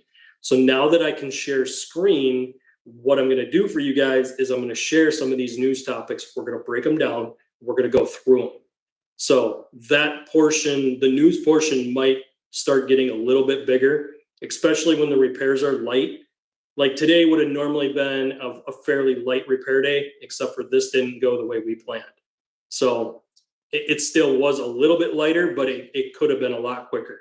Belt tensioner should not take this long. And this is all because the manufacturer effed up. Bill, sometimes walk away, take a break, and then go back to it. Correct. If you're having a point where you feel like you're going to start breaking a bunch of stuff, it's better to pause. Take that time, grab something to drink, sit down, cool off before you go back at it. Because if you start just cranking on it with wrenches, you're going to break stuff. And unfortunately, in this case, I know what the risk was had I kept pushing forward. The risk wasn't worth the reward. And that's what you have to decide on a repair, is when is the risk lower than the reward. And if it's lower than the reward, you proceed forward. If the risk is higher than the reward, you don't push forward.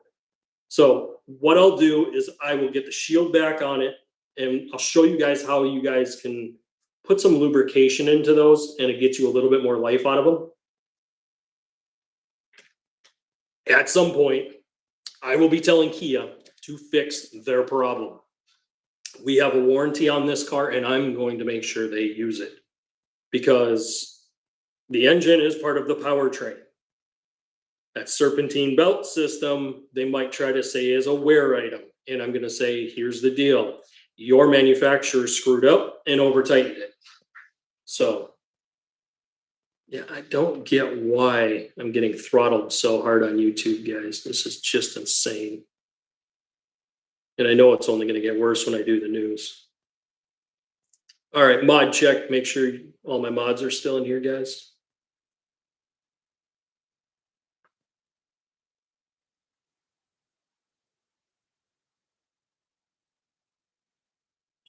Checking a few things.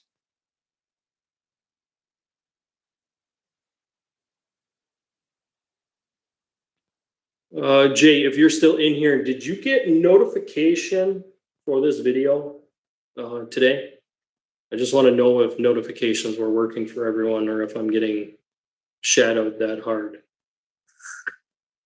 I got a feeling that the one video where I brought up a bunch of stuff and I started, there was one, okay, so Jay, you didn't get notifications either, so I am shadowed. All right. So there was a video I did about 3 weeks ago now.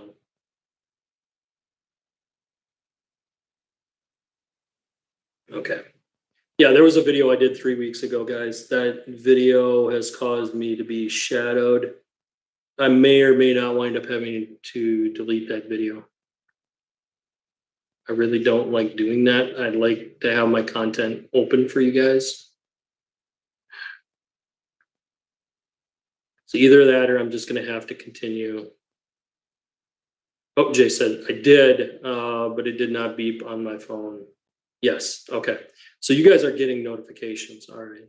That's for my mods at least. But yeah, I'm just getting throttled in views hard.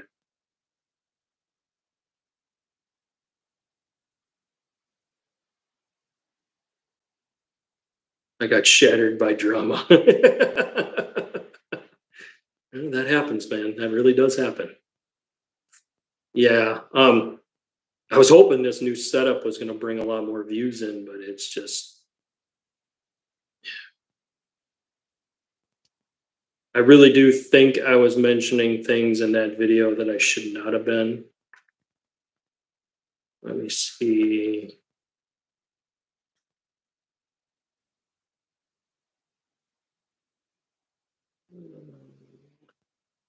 Open this in a new tab, guys.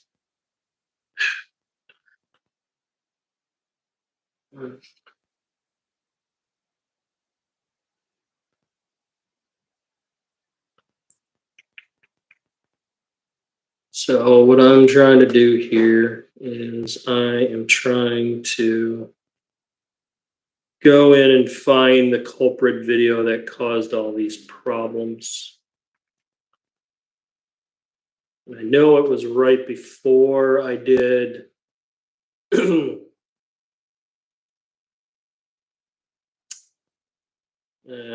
it was right before I did the this whole new web setup.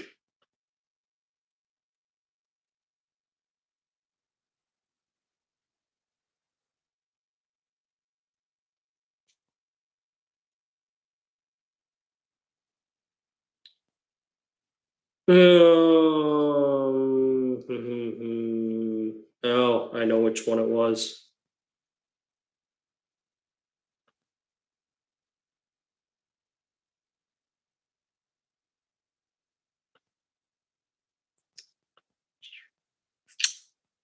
So this is the one that caused the problems, guys.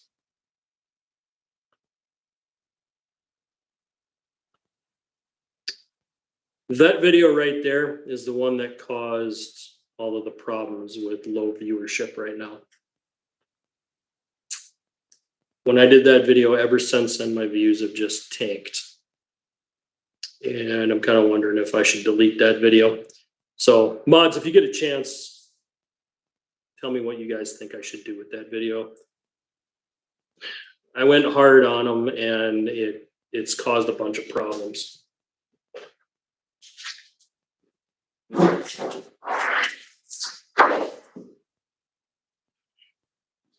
While we're doing that, oh, pro tip for you guys.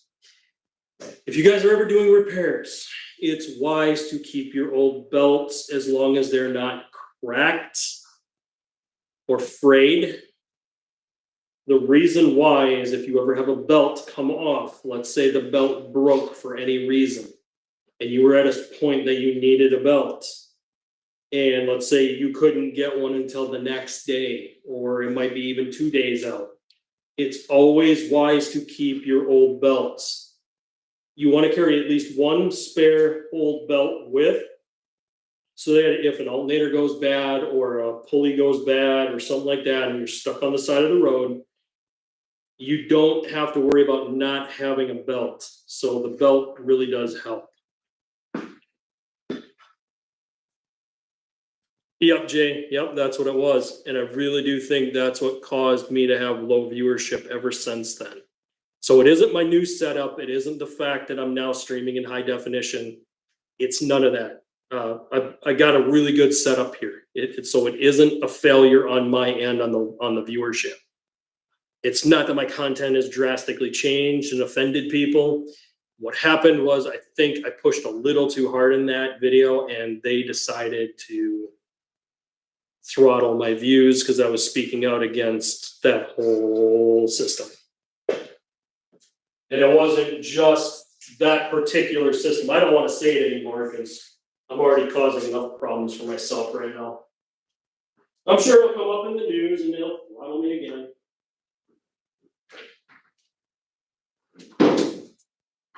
The other reason that you want to save your old belts, guys, here's another reason that you do. Because the sleeve that the belt comes in has the part number for the belt. Meaning, if you ever need a belt and you're on the side of the road, let's say you don't have this one, you got the part number with you. So always throw one good used belt back in the car. The best place to keep it is down by the spare tire. That way it doesn't get in the way, you don't damage it, it doesn't get kicked around. You don't have anyone pulling on it. You don't have to worry about dogs grabbing it, kids grabbing it. So back by the spare tire, inside all the shielding, make sure it's protected, it's not in the elements and the weather, but always keep your spare one with you. For now, I'm tossing mine in the car.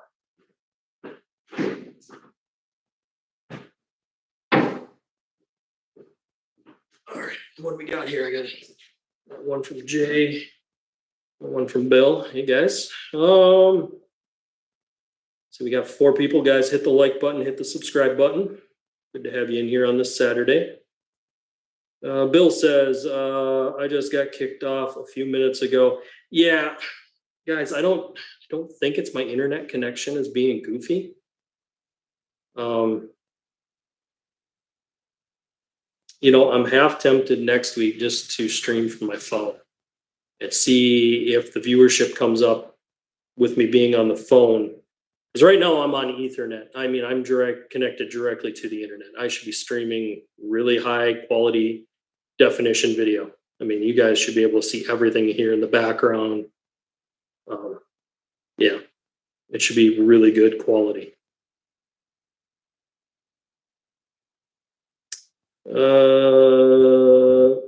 Jay, you are absolutely correct. I'm not going to read yours, but I got a feeling you're very correct. Some of that is I've gone hard on them in the past, and after I do, my viewership falls off for about 5 to 6 videos. So, like I said, I'm going to be doing news now a little bit, so I don't know how much that's going to impact things. So usually at the end of every video, I'm going to be doing news. So it'll be repair, intro, repair, news, and then wrap up. Wrap ups are usually going to include. My webcam's getting a little hot today.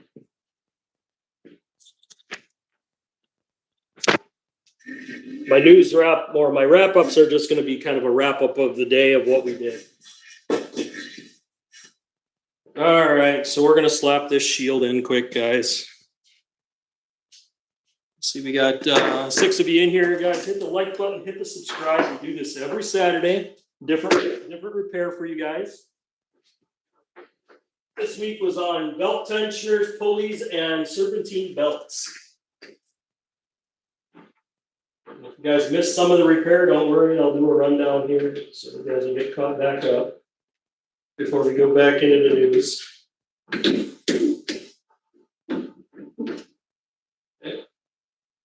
So there's a push clip. You push the shield up into place. Next thing I like to do is take the bolts and go around the outside of it with the bolts because I can twist those in with my fingers.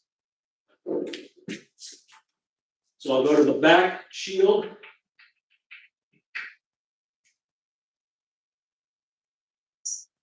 In the back of the shield, there's 2 of these 10mm bolts. And just run these in light. Actually 3. Stand corrected. There's 3.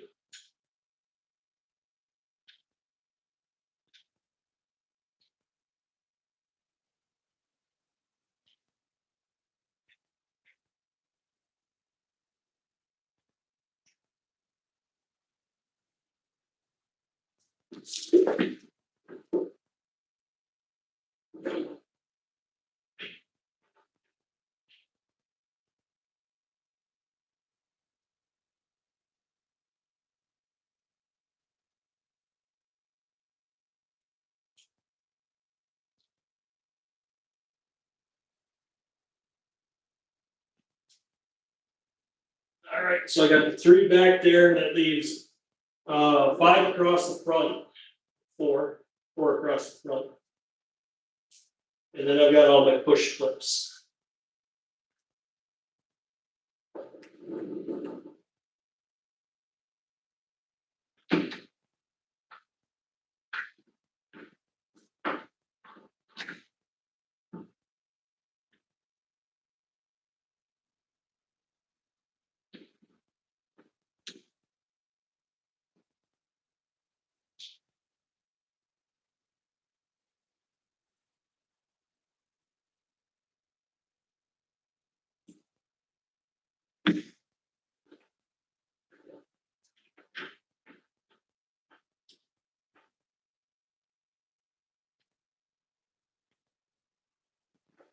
Trying to get everything in here loose, guys, and then I'll show you where everything is underneath.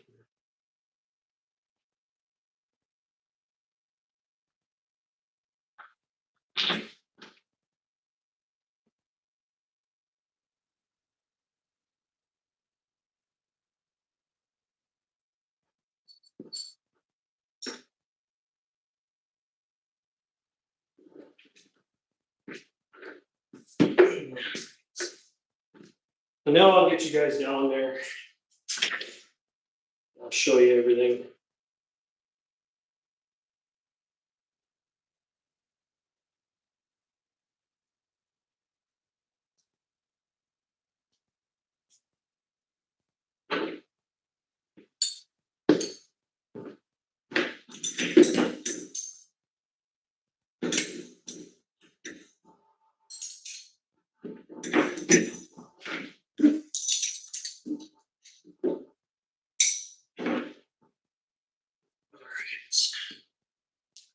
Got 4 lights.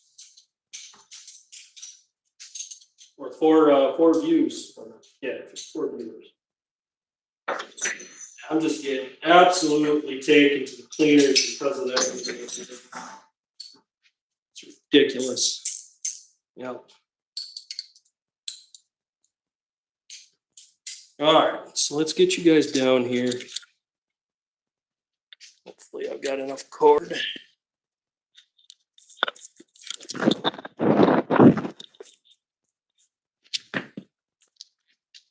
Okay, so underneath the shield, you have 4 across the front, you have 3 in the back, and then you have pop clips that go all the way around the outside edge of this. So that's where your pop clips are right there. They go all the way across the front underneath this lip. You'll have pop clips all the way along here, all the way to the wheel. You'll have 3 10mm bolts in back, 4 across the front. That pop clip that I was talking about is right here. So this is a plastic pop clip that you can shove this shield onto and it'll hold tight here.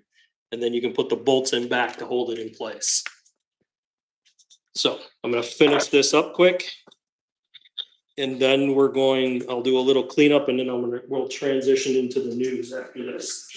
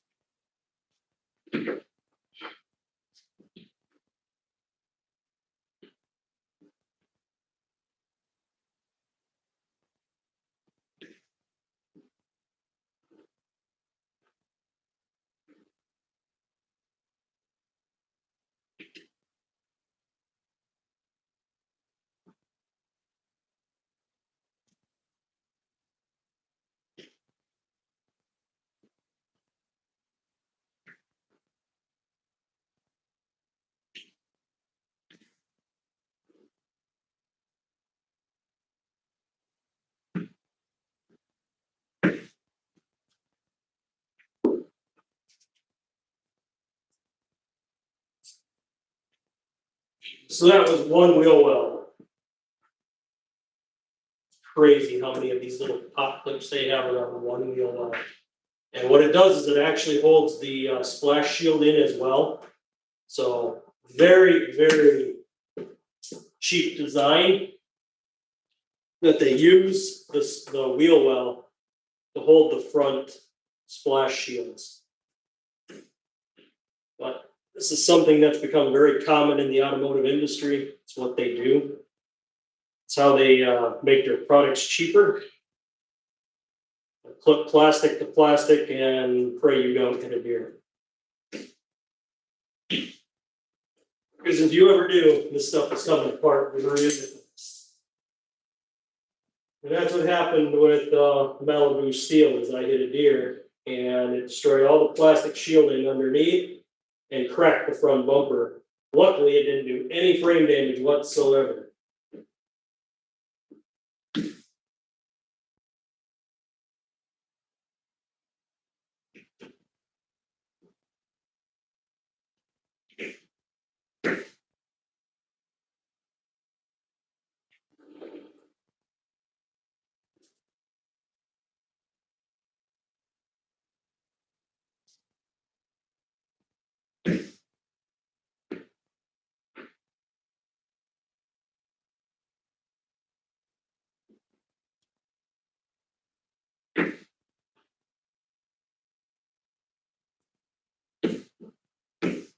And top clips are in. Now I just need to go and run these down tight and we'll be done.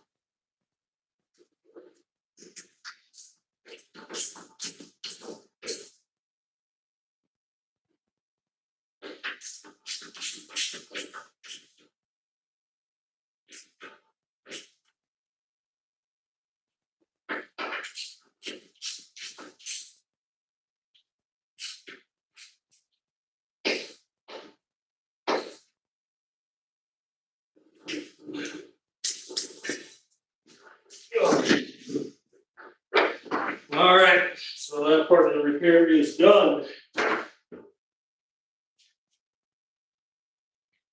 Alright, what we got here. All right, 7 of you guys in here. Make sure you guys hit that like button, hit the subscribe. We do this every Saturday at 1 p.m. Central. All right, so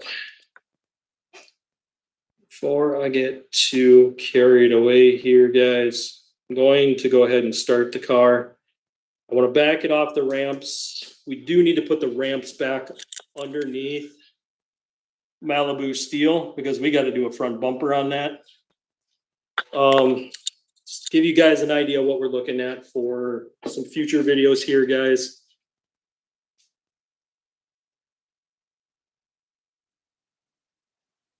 JS, are you planning on getting another car as well? I don't know if I want to tease that yet.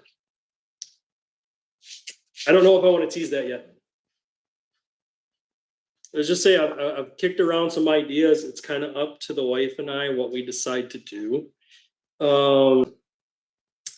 But depending on what I could get for some of my other stuff, might depend on the route that I go with lineups. So I don't want to say it's dead set. And here's the thing is if I decide that Crimson Vortec is going to go down the road or Malibu Steel is going to go down the road, we're going to have a plan together on what's going to replace it. Right now, there's a lot of content for both vehicles, so I can't justify getting rid of them yet. But that day might change depending on what happens. Just to kind of give you guys the sneak peek of that. But yeah, there's a possibility that the lineup might change in the future. I've kicked around a few ideas. I've talked to her once or twice about it, but nothing serious as of yet. But it could get real serious real soon if I don't think we need what we need. And we could do something a little bit. If you are getting a Camry, just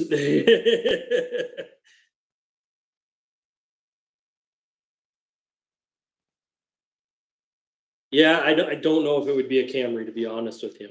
I don't know if I would go that route. We've got one Toyota on the channel. Just to give you guys kind of an idea of what's been kicked around, but nothing serious. It's been talked about the Silver Swine possibly going down the road. It's been talked about Crimson Vortec going down the road and possibly Malibu Steel. Even possibly Champagne Bubbles might not stay a permanent fixture on the channel. We've talked about it. We've talked about things that we would get in place of them. I would tell you right now, if I got rid of Malibu Steel, I would want to get rid of Crimson Vortec as well, because I would want one truck. I would do one truck, and then I would figure out what I'm going to do with the Silver Swine. If I don't think there's any more I could do with the Silver Swine for you guys to keep it entertaining, I would probably be looking for something that's more sports car related. We're talking Challenger, Charger, Camaro. I'd love to get my hands on something manual again. I don't like, in a sports car, having an automatic drives me crazy. I drive truck for a living. Unfortunately, most semis now have gone automatic. And if I'm going to own a sports car and have something with power, I want the manual because I want to control the gears myself. I don't want to rely on a computer that I absolutely hate. I can tell you the transmission in this thing is absolutely disgusting and I hate it.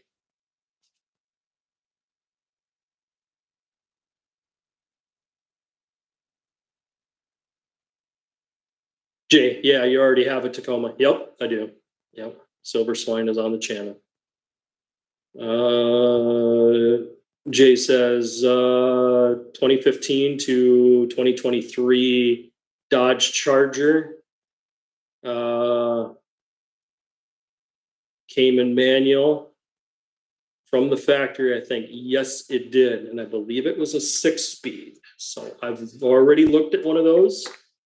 If I was going to go the Challenger Charger route, I probably would lean a little bit more towards the Challenger because there's a lot more fun things we could do with that platform. And I was also looking at the 392s. I did not want to go with anything supercharged, so I wanted to stay away from the Hellcat. Everyone has done Hellcat to death. I don't want to do that. I don't want the 5.7 because the 5.7 is very expensive to mod and you pretty much have to rip the engine out. I don't want to go that route. So I was thinking more of the 392 with the 6-speed. I saw a video, may or may not be clickbait by someone. Google is saying no as well. Someone vid said yes. Yeah, here's the problem with the 392s, guys. If I go with a 392, we already know we're going to have a potential engine failure issue. Those engines are weak, and the reason that they're weak is they basically made a stroker engine. And what can happen is the piston comes down and then it will kick slightly. And if it does kick, it throws the rod out the side of the engine. And that's because the skirts on the pistons are too short because they have to be short. They can't have big, long skirts on them. So because of the way it's all set up, if they had a long skirt, the skirt would get caught in the connecting rod and break it. So they're stuck with the engine setup that they made, which is why, yeah, it would be fun to get a ZL1 Camaro, but the prices on them are insane and stupid ridiculous, and I don't know if I would want to spend that kind of money. And I don't trust going with a 5.7 or even a 5.3, sorry, it'd be probably a 5.3 in the SS's, because the 5.3s have the active fuel management in it. And I absolutely hate that active fuel management or dynamic fuel injection. That's the newest one is the dynamic. I can't stand the dynamic.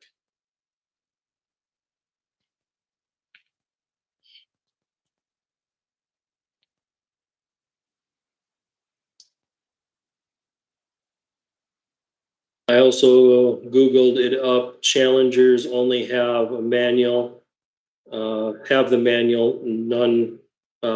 None of the Chargers have manuals. Yeah, I think that's a Challenger setup. So I think the Challengers were the ones with the manuals. Chargers did not have them. Try getting a higher miles C5 Corvette if possible.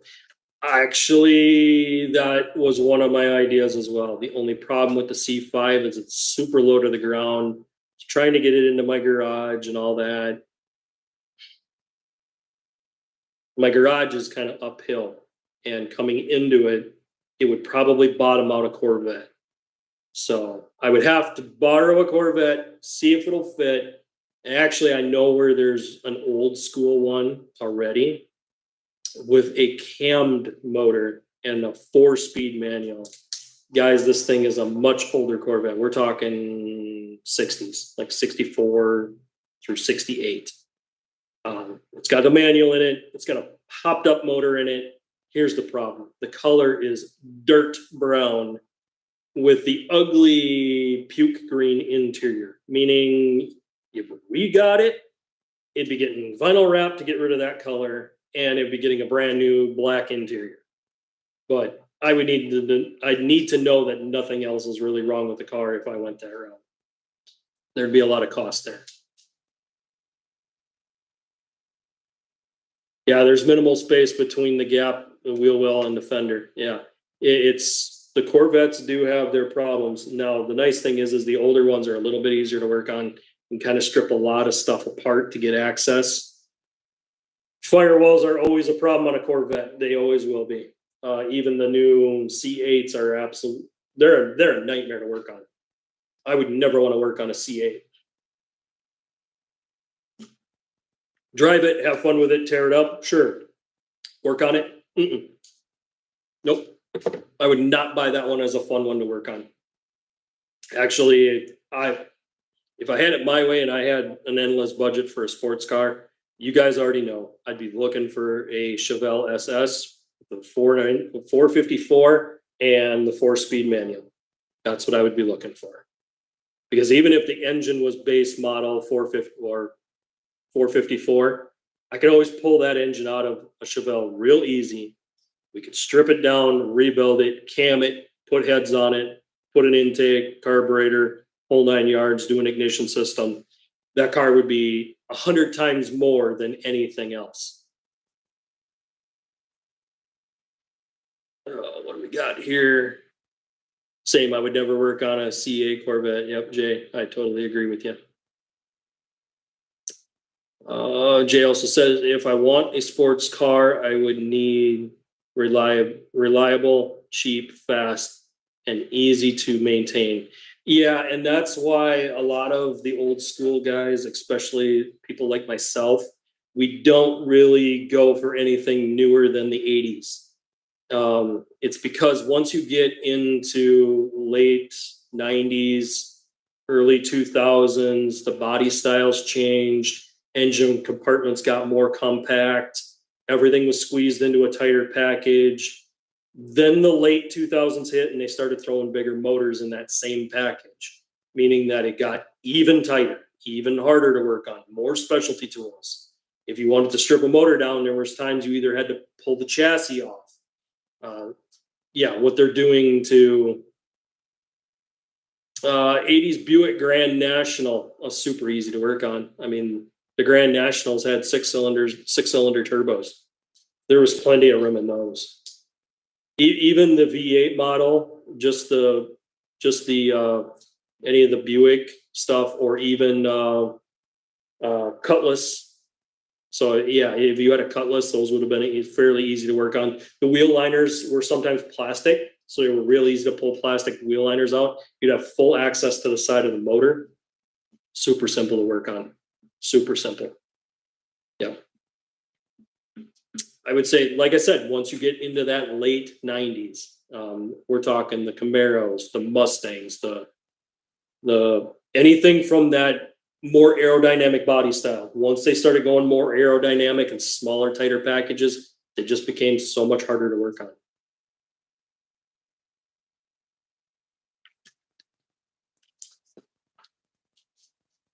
Yeah, I think I see your strategy on the sports cars. Yeah.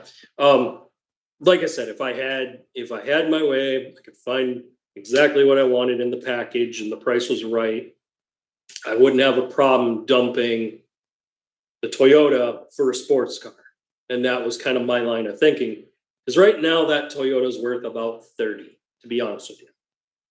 40,000 miles on an 04 Toyota Tacoma, which is the sought after truck for the Tacoma, was that body style. Everyone wants that truck. I've had people come up to me and offer me money for it. And I just tell them it's not for sale. I got too much time, too much money tied into it. There's more I wanted to do with the truck, but part of me was, if I dumped the truck for 30, I could use that money and I could get myself a different car. And if I was going to go that route to where I was going to buy something that I'm putting in storage in the winter, it's going to be a nice car. We're talking Chevelle, Camaro, later model Corvettes, something like that, something we can work on, we can tear apart, we can have fun with, we can play around with, we can do different things with. I don't want to do something where I'm going to have to put a hoist in here or have to do specialty tools from the dealership. I don't want to do any of that. I want to avoid all that nonsense.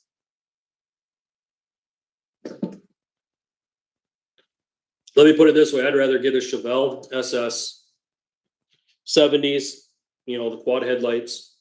And I would rather spend the money to twin turbo that than to touch anything C8 Corvette or even C7s.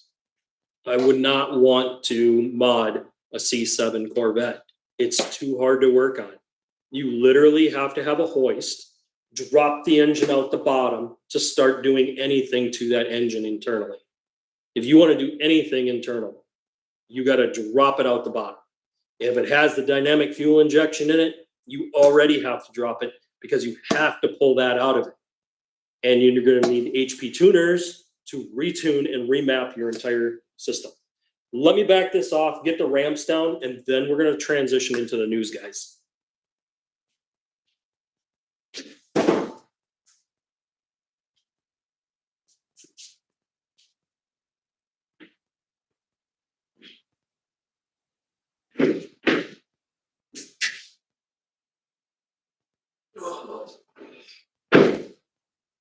Once I find the keys.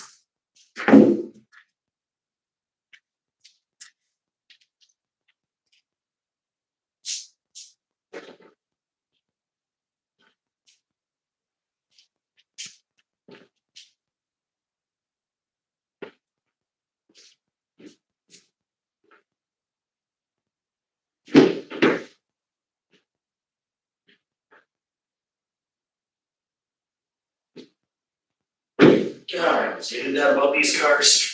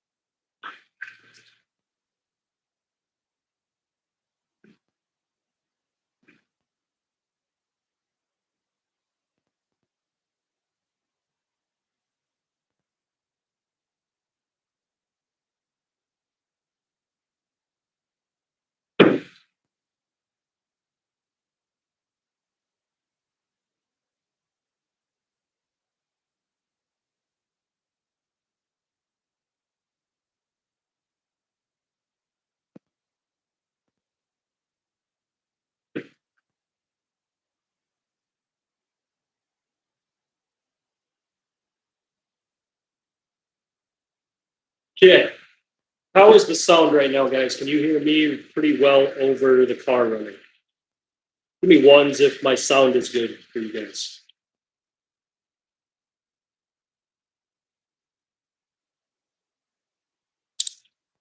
Yeah, you guys can hear it ticking. All right, Jake. Cool. Cool.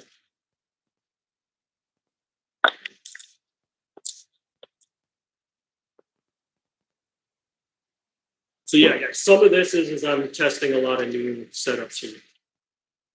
So you guys can hear this engine ticking. I don't know if it's picking up or if it's canceling it out, but there is an engine tick to this thing.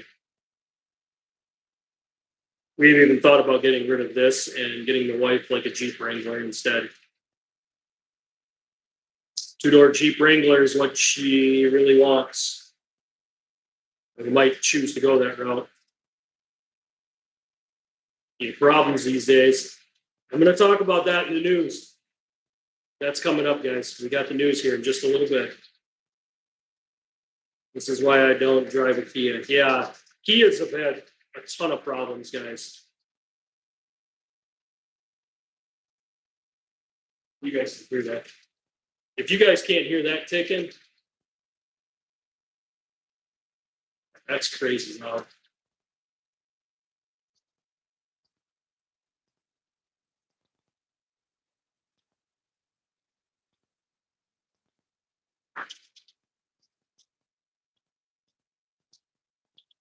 Okay, so if you guys have an idler pulley that's making a little bit of noise, you can't get the old one out, or you need to extend the life a little bit longer before you can really get it fixed, this is going to be your best friend and your little cheat secret.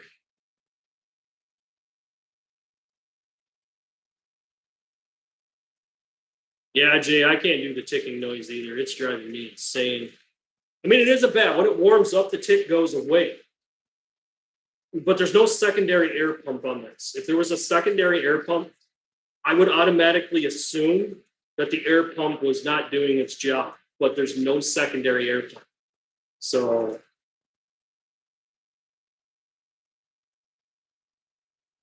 Bill says no. What are you saying no to, Bill?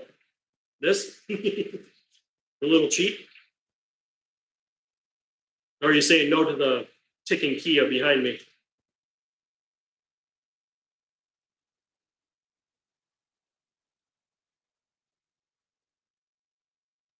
I'm waiting for your chat. I'm going to squirt a little bit in there to get something in there.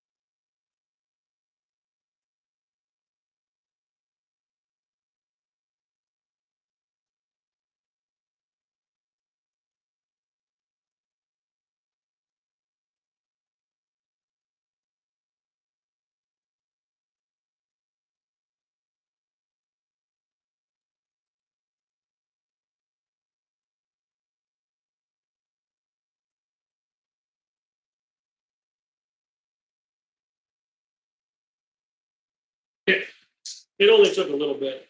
That's all it needed.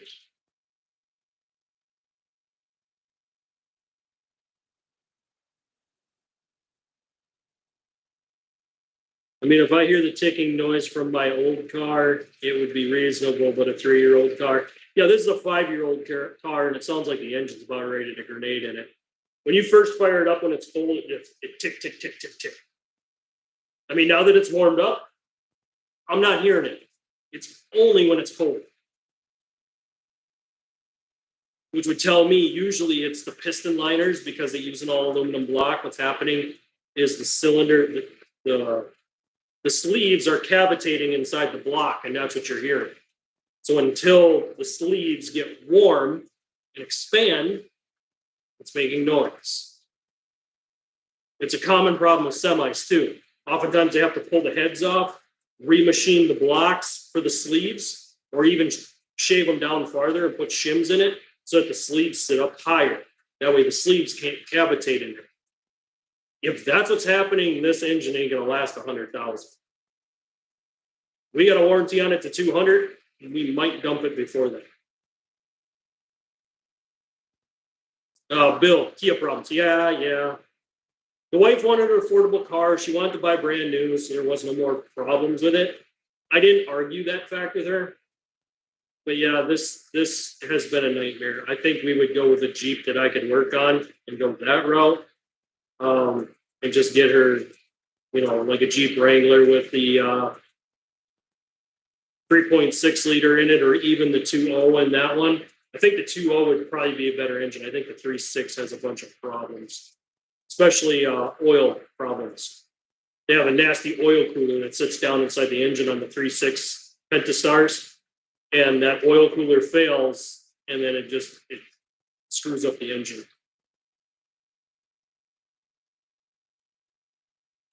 Yeah, Kia is probably unreliable. Yeah, they are. They tried to come into the market cheap, and the side effect is it blew up in their face. And we bought one, and we can verify that.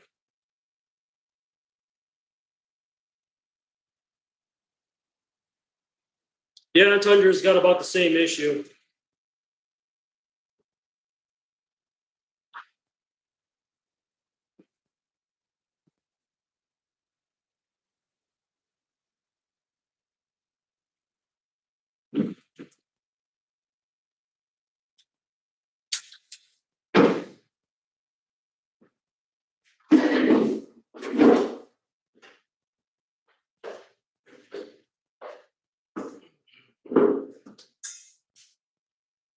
All right, guys, so I'm going to do a little bit of cleanup here, and then we'll transition into the news.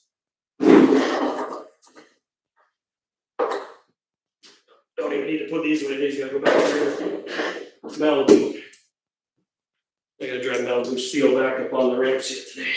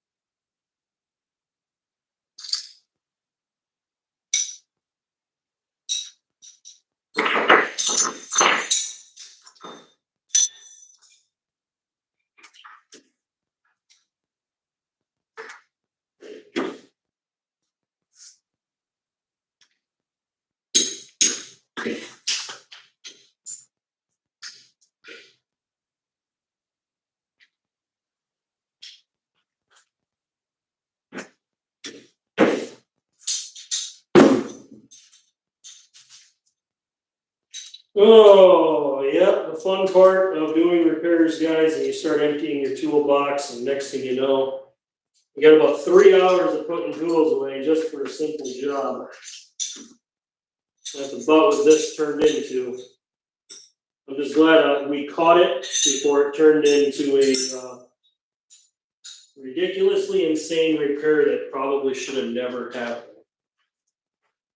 Because had we goofed this up, it would have turned into an absolute disaster.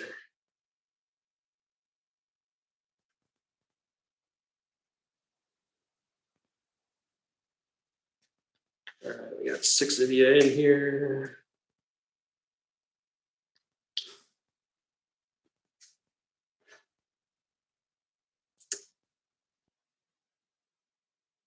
Bill says I got Kona for the wife, have not touched it yet, and it's a 2021.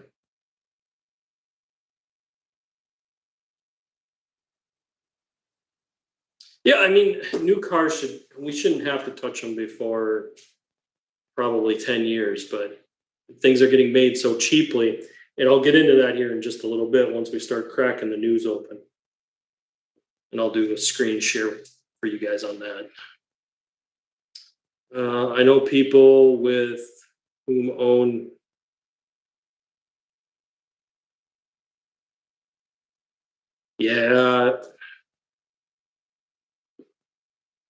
IKEA. Yeah. I mean, don't get me wrong. They make cheap cars. They make affordable cars that people can buy. You start moving into the GM side of things and the Ford and the Dodge and all that. They want to sell cars for $40K. I hate to say it. That ain't worth $35K brand new. Not when it's going to have the same problems as this one back here, if not a potential worse issue. And I'll get into the GM debacle here shortly too, guys.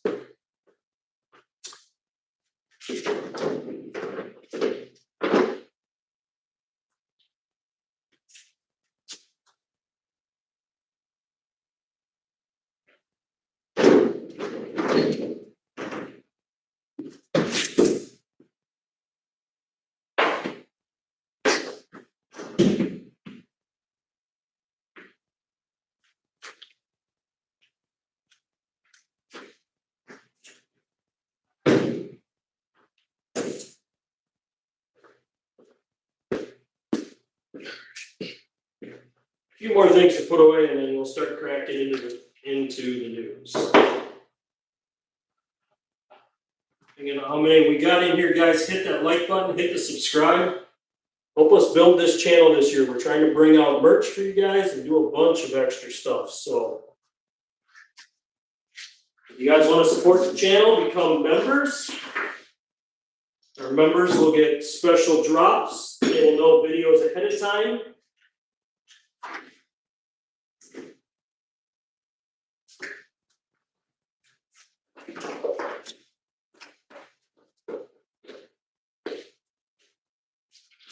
So, belt tensioner is going back because it didn't go in here.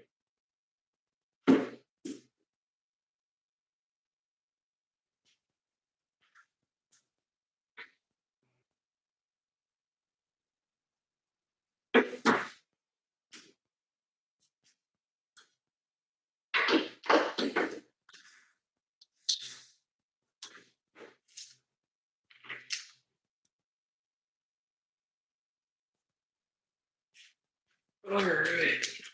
Clean up my hands so I don't grease up my computer. Everybody, there's 7 of you in here. Guys, please hit that like button. Our engagement's a little low. I want to bring that up before we start the news.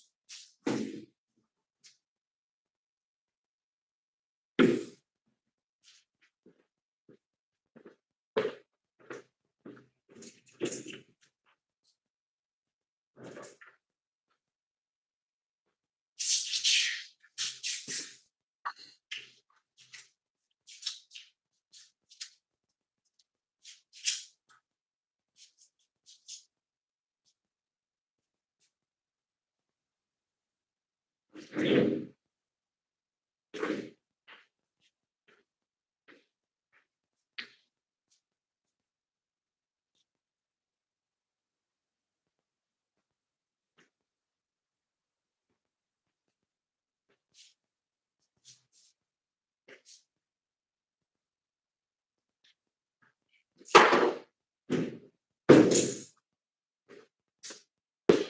right. Oh. All right, 5 of you guys in here, please hit that like button for me because we're about to kick over to the news here and get started on news topics, get caught up on chats. 10-year, 100K warranty if you pay for it on the drivetrain. Bill, we bought ours from Kia of Mankato, and they have 20-year 200,000. So we can go 200,000. And more than likely, I'm going to be talking to them about this tensioner. If I was able to do it myself, I would have, and I would have just left the warranty out of it. But because they put it on with an impact from the manufacturer, nope, they're going to touch it. Because I am not going to get myself into that mess and have that strip out. Because if that bolt strips out, it turns into a motor pull situation, and I don't want that. I will let them do it and let them have to eat it than for me to do that, especially on something that we have a warranty on. But yeah, it's clear that you do have to take the belt off.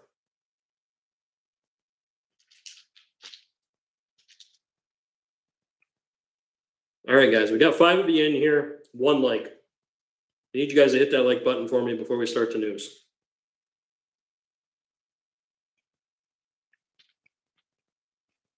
I bring you guys solid content every week.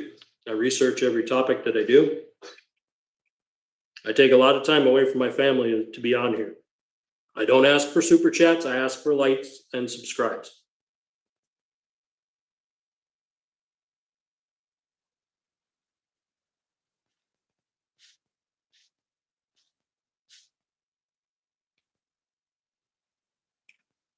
I always read every super chat if somebody does super chat. I also mention anyone who is a member the minute that they come into chat.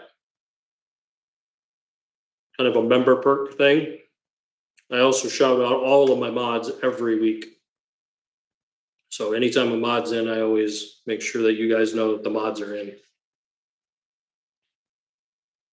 And to become a mod is not that hard. All it is just add content and add good value to the conversations.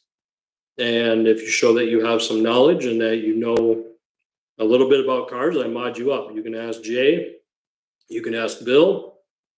P. Norton's not in today, but you could ask him. He's a member and a mod. I show a lot of love and respect to my mods. My mods are awesome, guys. So hit that like button, hit that subscribe button if you haven't already.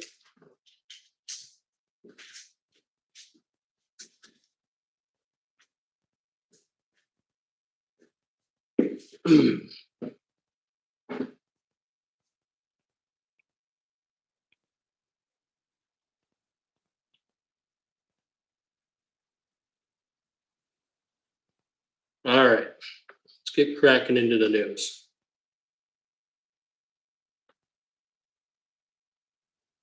Actually, before I do that, guys, this video and last week's video got throttled really hard. So I'm going to go ahead. I'm going to drop the link for last week's video in the chat. If you guys did not see that video, go check that out. I know pretty much all the people that are here are mods right now, but for anyone that's watching this after as a replay or just coming in now, make sure you guys go over there. If you haven't liked that video, go over there and like that video.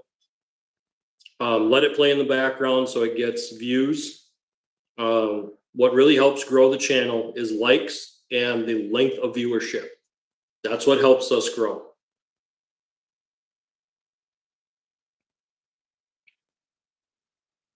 My goal is to be at least at 5K subs by the end of 4th of July weekend. I really want to be at 5K. If we can do that, I'm going to start looking into what it's going to take to put in a merch store so you guys can get hats, shirts, possibly hoodies by the end of the year. So that's what I'm looking into, guys. That's all the stuff I'm doing in the background, things that I'm taking time away from my family, things that I'm working on for content for you guys, for the channel. This is all done behind the scenes, after hours. This is just showtime. That's all this is. So by the time I get to this point of my day on a Saturday, I'm already committed. I'm already in it. I can't switch the topic. I can't do anything different because I'm already committed, because I already promoted this video to you guys. All right. So now that I got that out of the way, let's go here.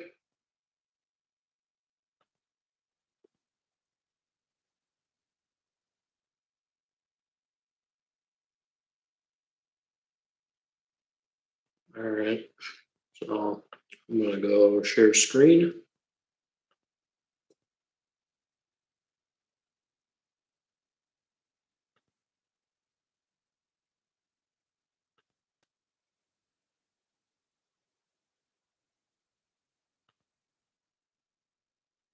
All right.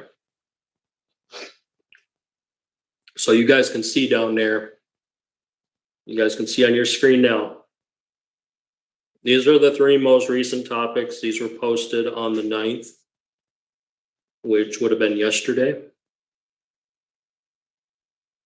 And the reason I use this site, guys, here's the thing.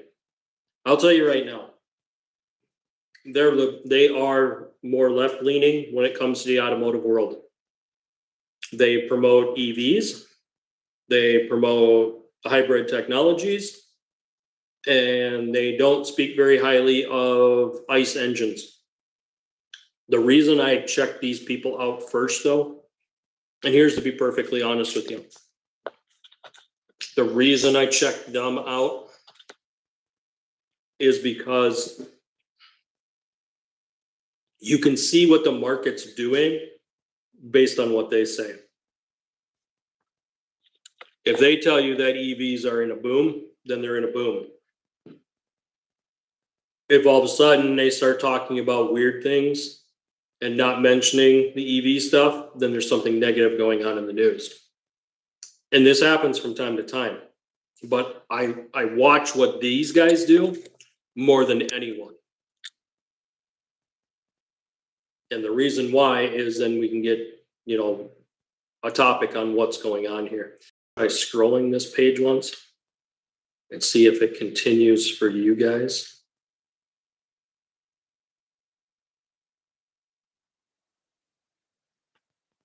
Oh, yeah. Awesome. All right. So I want to try something a little different here. I'm going to try doing it this way so I can have more than one screen open and we can talk about these topics.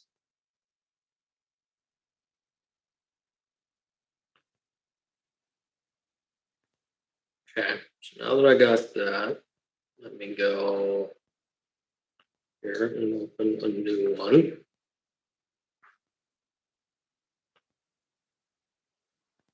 So the reason I'm doing this, guys, is so that I can see what's going on and then we can talk about it. All right, so out of those that I showed you guys, was there anything that caught your eye that made you guys say, let's talk about that particular topic? I haven't fixed that yet. I gotta do that.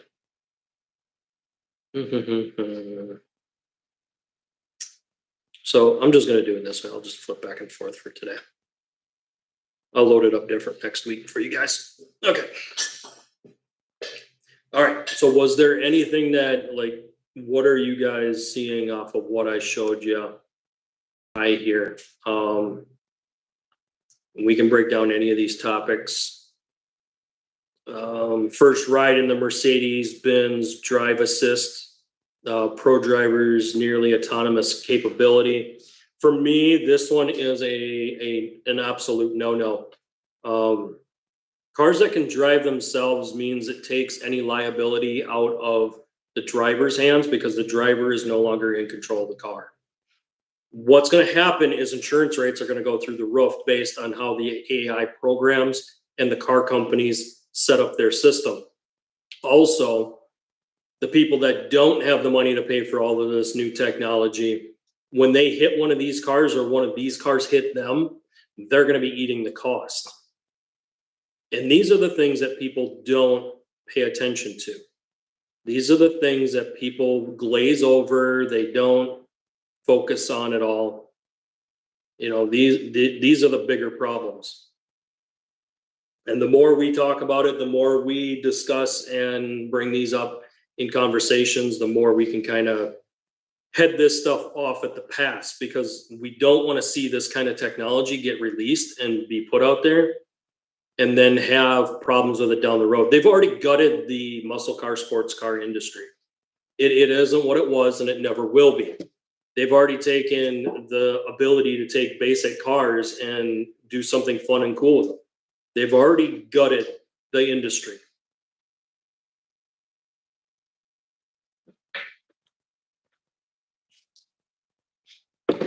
What's going to happen next is they want to take driving out of capability for average people to drive. The whole plan is cars will drive themselves. You'll just make rental payments on your car.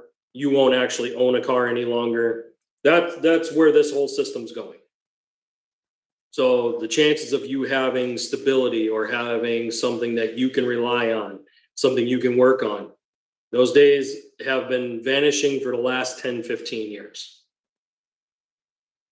And we're just, it's starting to come to a head, especially with stuff like this.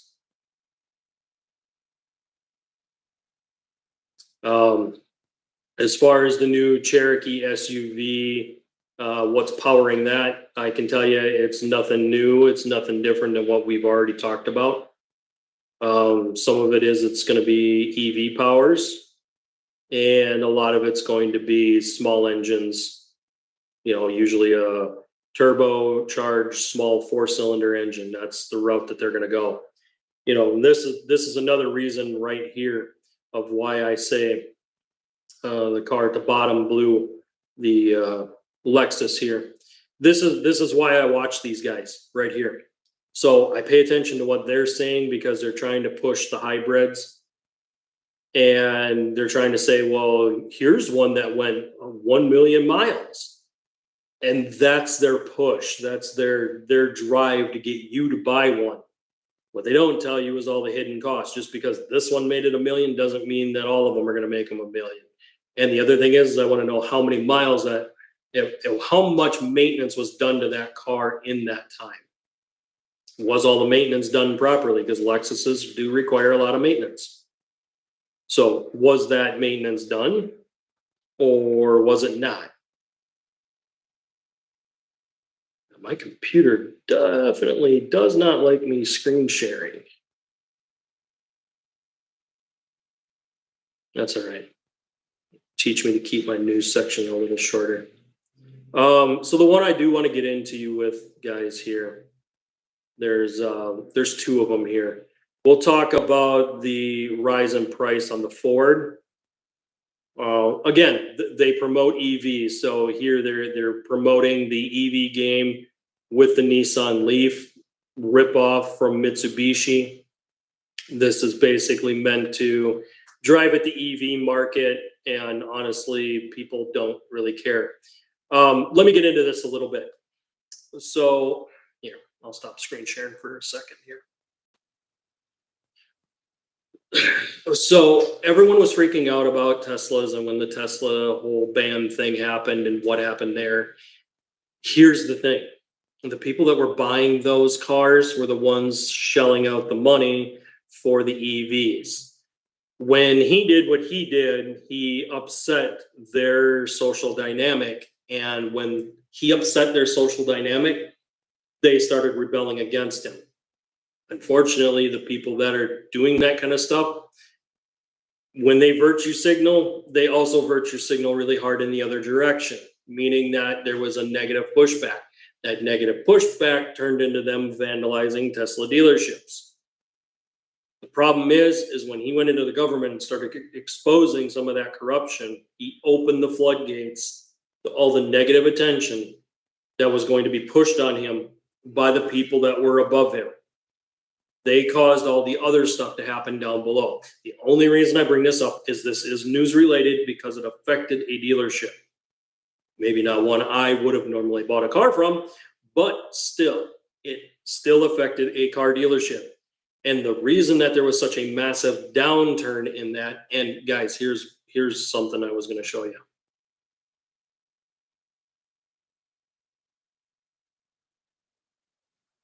This is what I was going to show you. The whole reason I'm bringing this up right now is later. This was last week. Where is it? Right here. I'm bringing this up because last week, this is what happened. So last week, they put a push on him to potentially step down and allow a board member to kind of take over the Tesla brand and actually kind of quarterback everything that's happening with that company. That is because of his exposure and him exposing a lot of the corruption and just how, plain and simple, our politicians in the US get away with what they get away with because they pass bills and get kickbacks. It's how the whole system works. Problem is there was kickbacks that were given to Tesla as well. Well, now that he's going against them, their pushback is to push on him and that Tesla brand because they can't really affect SpaceX. They can't. It's a private thing. It's not really open to the public like Tesla is. Tesla has to be able to sell their cars. And the problem was for the longest time, he marketed his cars towards more of the leftist side of things. When he did that, he opened himself up for that kind of backlash that happened. And honestly, it's probably going to have a much farther reach and it's going to hurt him a lot more in the future, but we're waiting to see on that one. I mean, they've already lost a lot.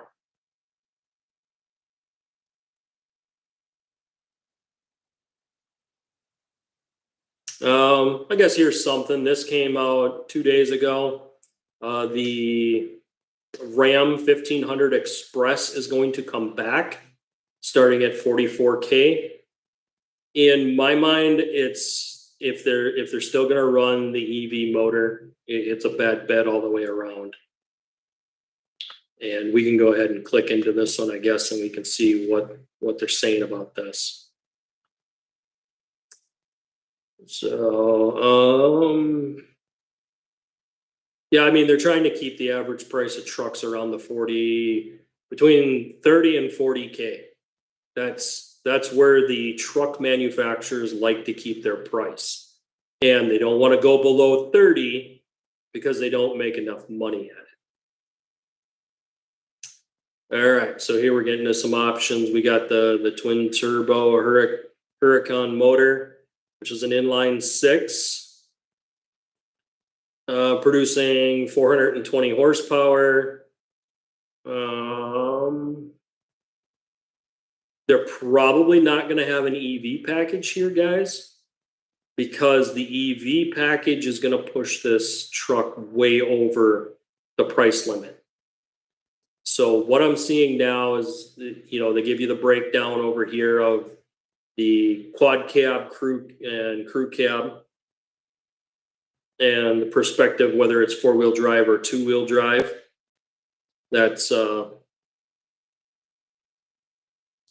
of the bigger issue there.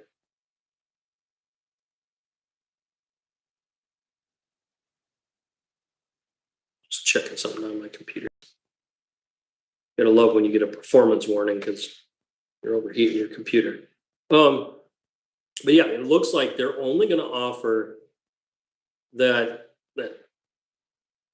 6-cylinder turbo model. I'm not seeing anything as of yet for a V8 option. Yep, that was the end of the article, and yeah,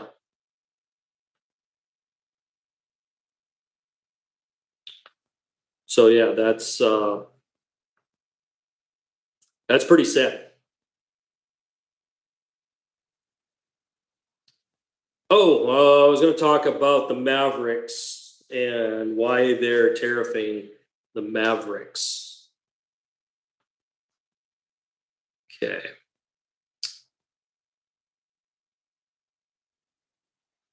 So what's happening at Ford and the reason that they're doing the games that they're doing, it's pretty simple. These tariffs are, it's their excuse to overprice the market. And I knew this was going to come from the auto manufacturers because they're the ones hit the hardest because they've all slowly been shifting their manufacturing out of the US for the last probably 10, 15 years. And because they've been shifting this out, what happens is when you get a president that wants to push tariffs, it's going to drive the prices up. And the incentive is to bring it back to the US. But here's the thing is we have trade agreements with Mexico, we have trade agreements with Canada. And because we have those trade agreements, manufacturers such as Ford and Chevy have moved their plants outside of the US. And a lot of this is because of the unions. Union labor in the US is tremendously expensive. They can save quite a bit of money by taking it out of country. And if they don't tariff hard enough to get them to bring it back to the US, they're going to leave it in foreign countries. The problem is, in order to get it up that high, that means we pay a higher cost when we buy something. And what this is meant to do is to keep people from buying the higher tariffed items. It's meant to teach people to buy the US built items and stay away from the foreign. That's what it's designed to do. So anytime you look at even Ford or Chevy, technically they're not US based anymore. Yes, they may have their corporate headquarters here in the US, but they're not US based anymore. Most of them are either Canada based or Mexico based. Unfortunately, Ford is mainly Mexico based. They build most of their stuff out of the Mexico plant.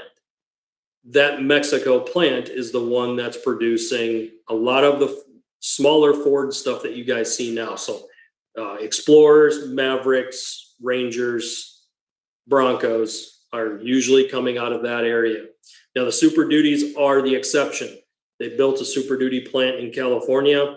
The reason that they build the Super Duties is in the US is because of shipping costs. In order to ship a Super Duty costs you more money because they pay per pound, meaning that the more weight the vehicle weighs, the more they're going to pay in shipping costs. It is advantageous for them to build it in a foreign country and pay the shipping costs to bring it back in. Plus, the tariffs will make it to where no one will buy their trucks. So this is what we're going to see. We're going to see a push away from people buying stuff made outside of the US. At the same time, we're going to run into other issues of people being brand loyal and paying the higher tariff price. I'm going to stop for a second, guys. Let my computer cool off for a bit. All right. One's in the chat if that makes sense for you guys. One's in the chat if that makes sense.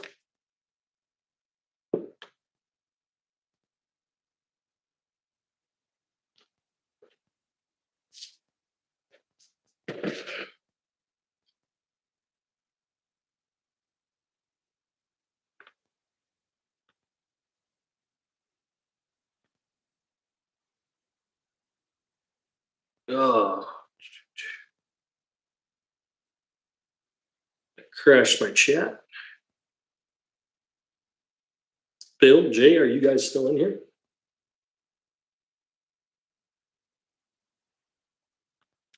Let's see if I can reset my chat by chance. There we go. All right. There, I reset the chat. Yep, Bill's here. Okay. So Bill, does that make sense? Like why the tariffs are going to hit the auto industry so hard and what we can expect to see? I want to make sure everyone understands this before I move on to the next topic. And this does have to do with some of the brands that we're going to be talking about in the future here. especially on the news side. Tariffs are going to massively impact the automotive industry. They're going to have a very negative impact on the automotive industry as a whole. And here's the problem is it takes a very long time to build a car plant unless you already have the plant built and all you need to do is retool the plant. It gets very costly. These manufacturers are not going to want to invest this money to build these plants unless they're guaranteed that they're going to get a return on their investment, meaning that there's going to be enough cars sold from the plants that they have to make it worthwhile. Now, some of this, they could possibly use some of the old plants in Detroit and retool them, but honestly, a lot of those were given or sold. And when that happens, those buildings get repurposed for something else and they're no longer even usable. So, I mean, a lot of times they wind up rebuilding. Oftentimes that rebuild cost is tremendous. So as far as them buying in and doing this, I don't see this happening.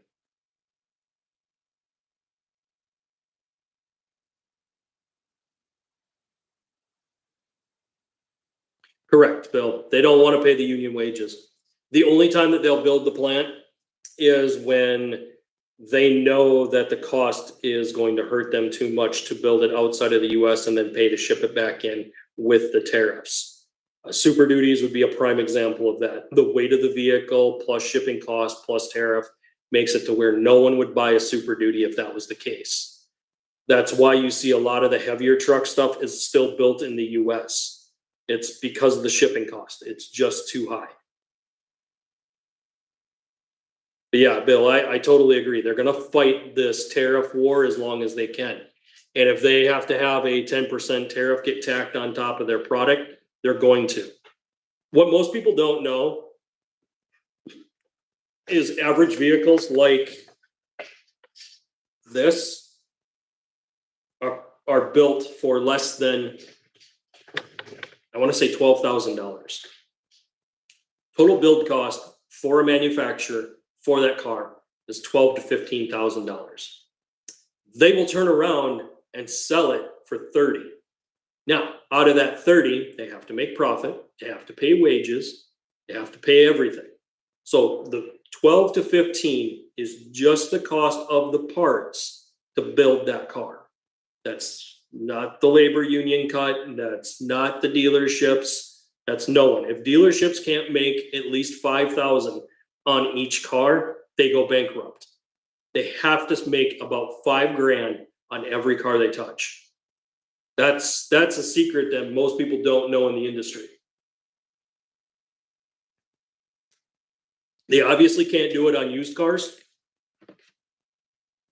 Chief, good to have you in here on this Saturday. We're in the news section. We did Serpentine belt, idler pulley, and I would have done a tensioner, but the tensioner turned out to be a bigger fight than what we really wanted to handle.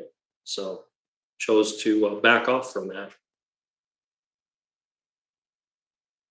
Had some lawn to mow. Yeah, I did that this morning. Yep, I had some yard to mow this morning, so I got all my yard work done before I went live with you guys here.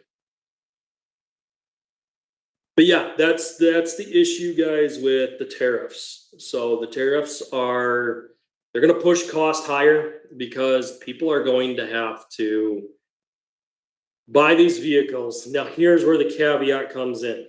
Companies like Toyota, Honda, I believe Kia, have plants in the US, meaning that they're already here.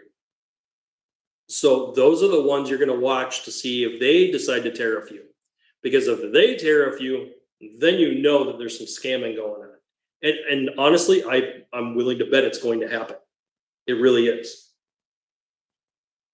There's going to be some scamming going on, without a doubt in my mind.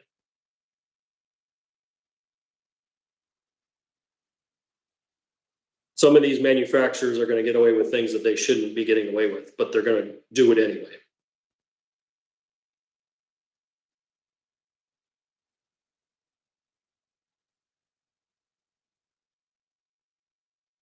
All right, so get back over to the news. We covered Ford stuff. We covered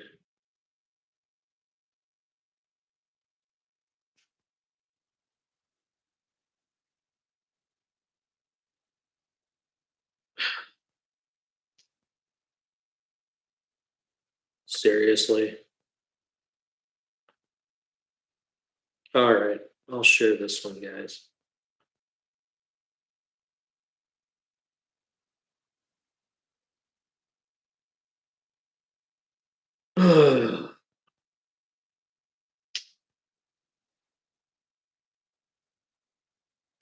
I'll show this one, guys. I wasn't going to cover this because I really hated these cars. Because these cars kind of started the cheap car BS. It wasn't the only one, but it was one. So there you go.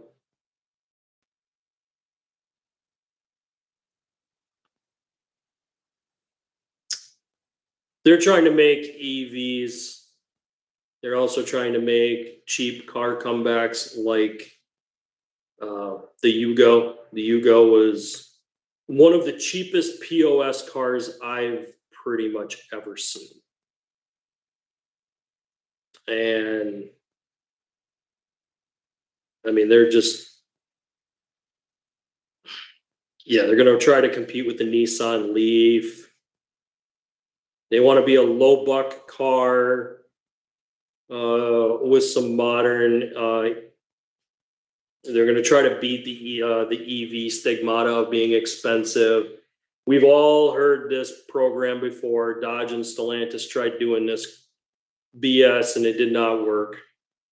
And it looks like, yeah, they're pushing the EV side of it pretty hard.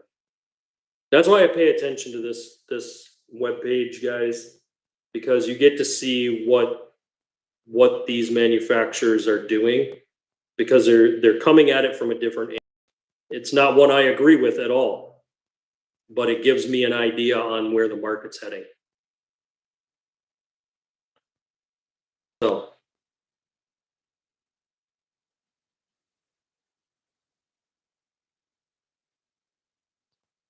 yeah, 40 miles to the gallon people will buy. Unfortunately, that's what it is. Yeah. Yeah, they don't even care about what the brand is or any of that. All they care about is the fuel mileage.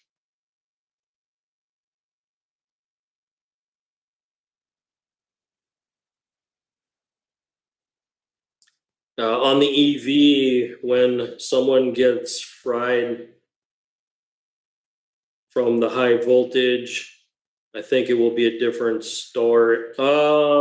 Here's the thing. They're making it to where no one wants to work on these things and no one can work on these things. We've seen it in Stellantis. We've seen them do this with proprietary technology in the Dodge Rams. I already talked about it. I'm not saying it again because we all know how bad I'm getting beaten up on here because of it. But yeah, ever since I did that video, guys, my views have just tanked. They're coming at my throat on this one and trying to not push and promote my videos. And if they keep it up, I might have to just shut the news down for a little while, guys. And I might just have to do just straight up repairs for a little bit, just to kind of cool down the waters. But I'm going to keep trying to push here the next probably 2 videos or so and do the news at the end and just see what happens. See if we can get it to turn back around.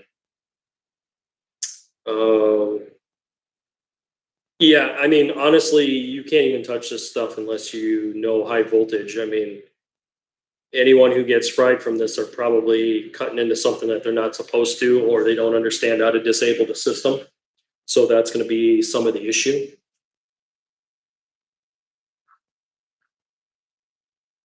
But most people these days don't even want to work on their cars, so they're just going to take it in when something doesn't work. The only people that are going to get hurt are people that are intentionally modifying or doing stuff to the vehicle. And they kind of want that because they want to be able to push those people out of the market anyway.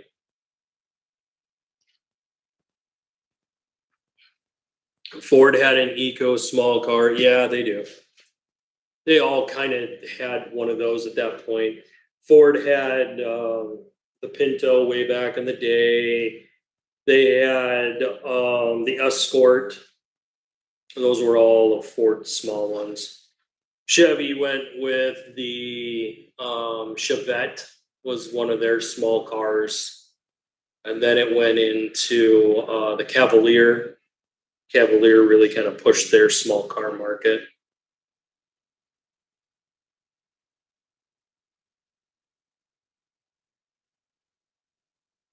Yeah, that's what they're selling in Mexico. Yeah. Oftentimes Mexico is way far behind. Guys, they sold the Chevy Love. I want to say up until like 8 years ago. You could buy a brand new Chevy Love out of Mexico. We haven't had access to that since the 80s because I think it was replaced by the S10. So yeah. Boy, did I just age myself right there. All right, guys. Well,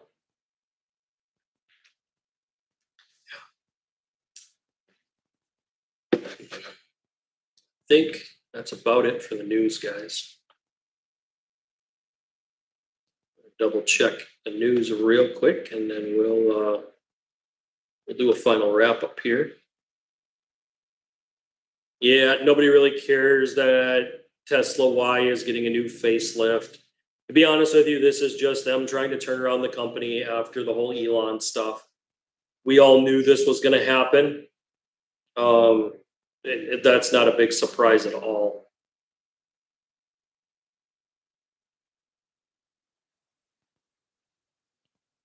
Yeah, Jeep Compass is going to be delayed for U.S. markets. A lot of that they're going to blame on tariffs again.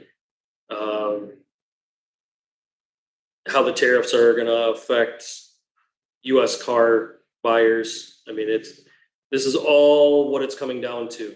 I mean, it literally is the fact that they're all trying to push to be in the U.S. markets without having to pay the penalty of being outside the U.S. markets. And this is the back and forth game. At some point, someone's going to lose this game.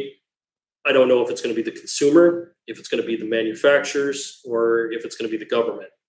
But what it's going to come down to is everyone that can say built in the U.S. is not going to have the tariff on it, meaning that we're going to see plants that are already here, that are already producing cars. They're going to push to build everything in the U.S. to avoid that tariff. So Kia, I know, has a massive plan. We're going to start seeing a lot more Kias. Issue is they got to stop having people steal their engines because 900 engines went missing. And we wonder why we have engine problems. Well, when they don't have engines, we can't get engines. So that explained that whole deal in the news. That was interesting. When I heard that, I'm like, no wonder they can't replace an engine when it grenades. Because they can't figure out where their engines are going.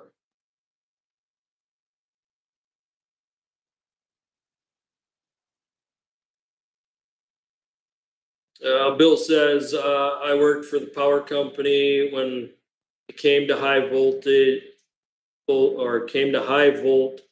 came out, they got and sat for years. When it came back, they tried it again. Yeah, the Chevy Volt is just a horrible car. It really is. It should have been one that they scrapped because it obviously wasn't helping their industry very much.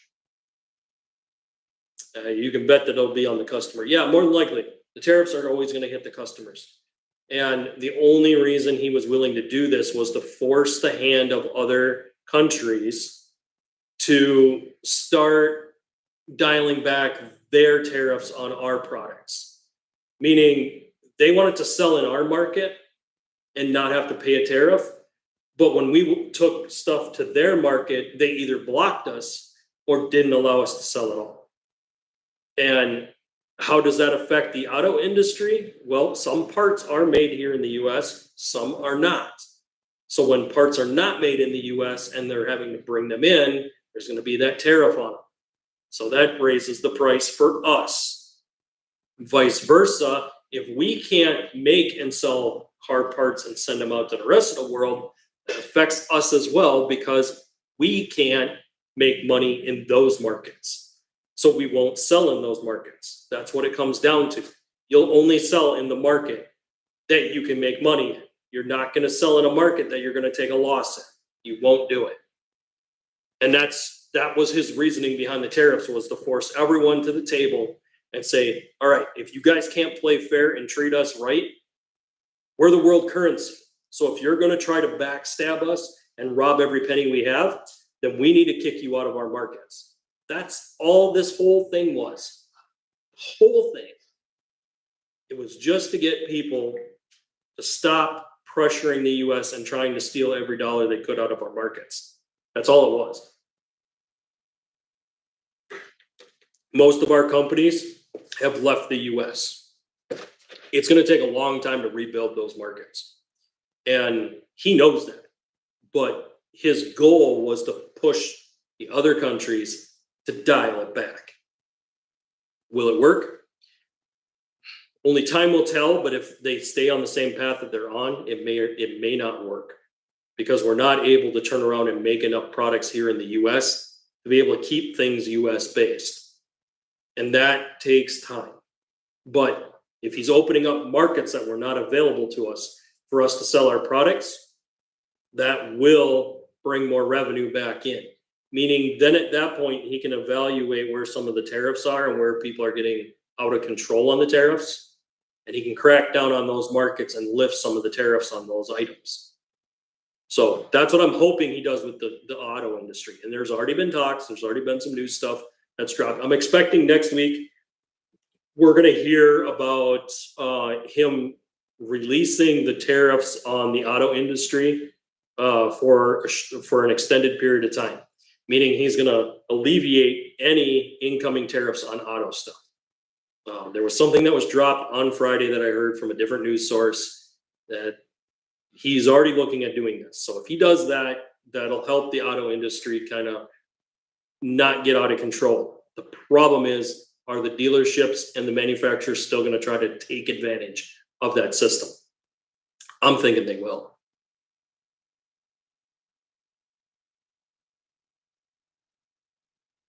Yep. The unions are expensive in the US, Chief. That's exactly what it is. Exactly what it is. And it's not going to get any better. All right, guys. I've been going for over 3 hours on this. And I promised my wife I'm going to take her to a nice meal tonight. So I'm going to go ahead and wrap this bad boy up. Let's get into our final wrap up. Our final wrap up was, guys, we tried to do the belt tensioner in this car. Kia Souls are everywhere. You can get them anywhere. You can usually work on them. We tried everything we could to release that belt tensioner. It would not release. So based on that, I decided we're going to hold up. We're not going to push forward. We're not going to cause bigger problems and much more repair on a vehicle that I don't need to.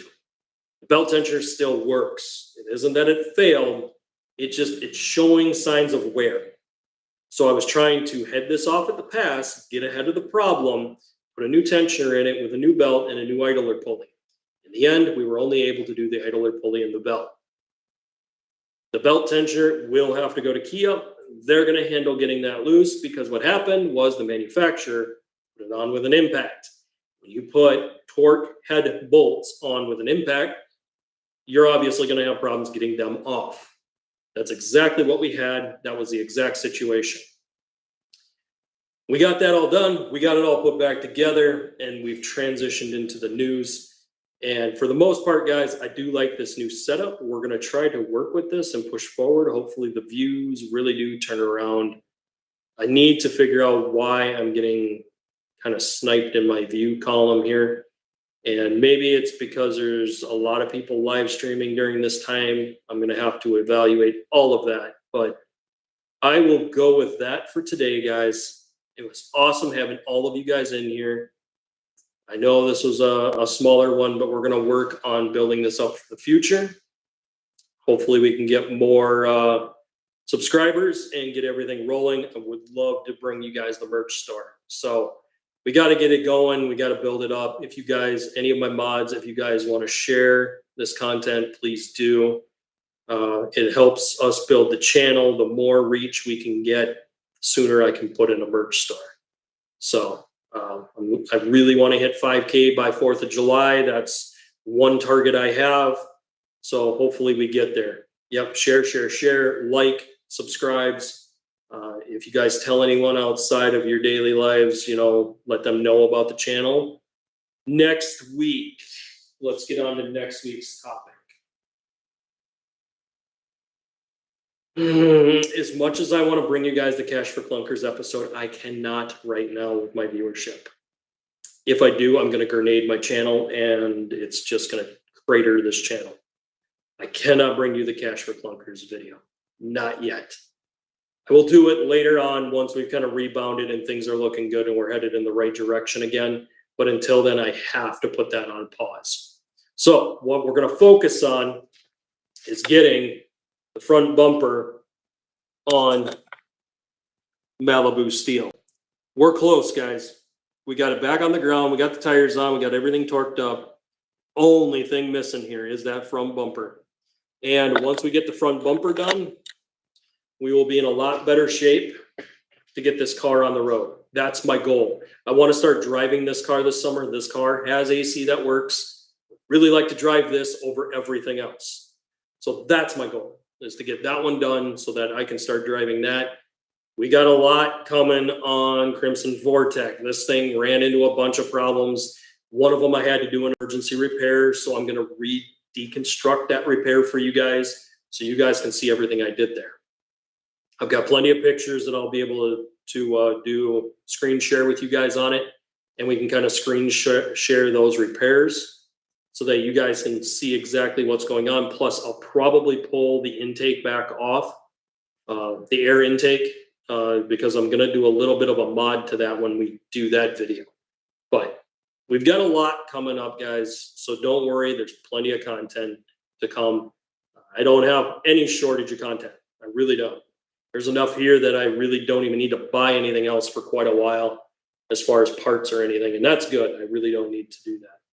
But guys, thank you so much for tuning in on this Saturday. As always, guys, make sure you guys hit that like button, hit the subscribe button, ring that notification bell so you get notified when I go live, which is every Saturday at 1 p.m. Central. If you guys want, join the members. In the members area, we also do more in-depth stuff. We do private videos, we do early content, early access, all of that stuff. So that's one way you guys can help give back to the channel and help us grow. We do want to put in a merch store, so that will be coming. I'm also working on incentive programs for members only. If they want to buy merch, they would be able to get a discount based on the level that they're at. Now, some of that is in the higher packages where you get your good discounts, but I am looking at doing that as well for the future. But as I always say, guys, I'll see you on the next one.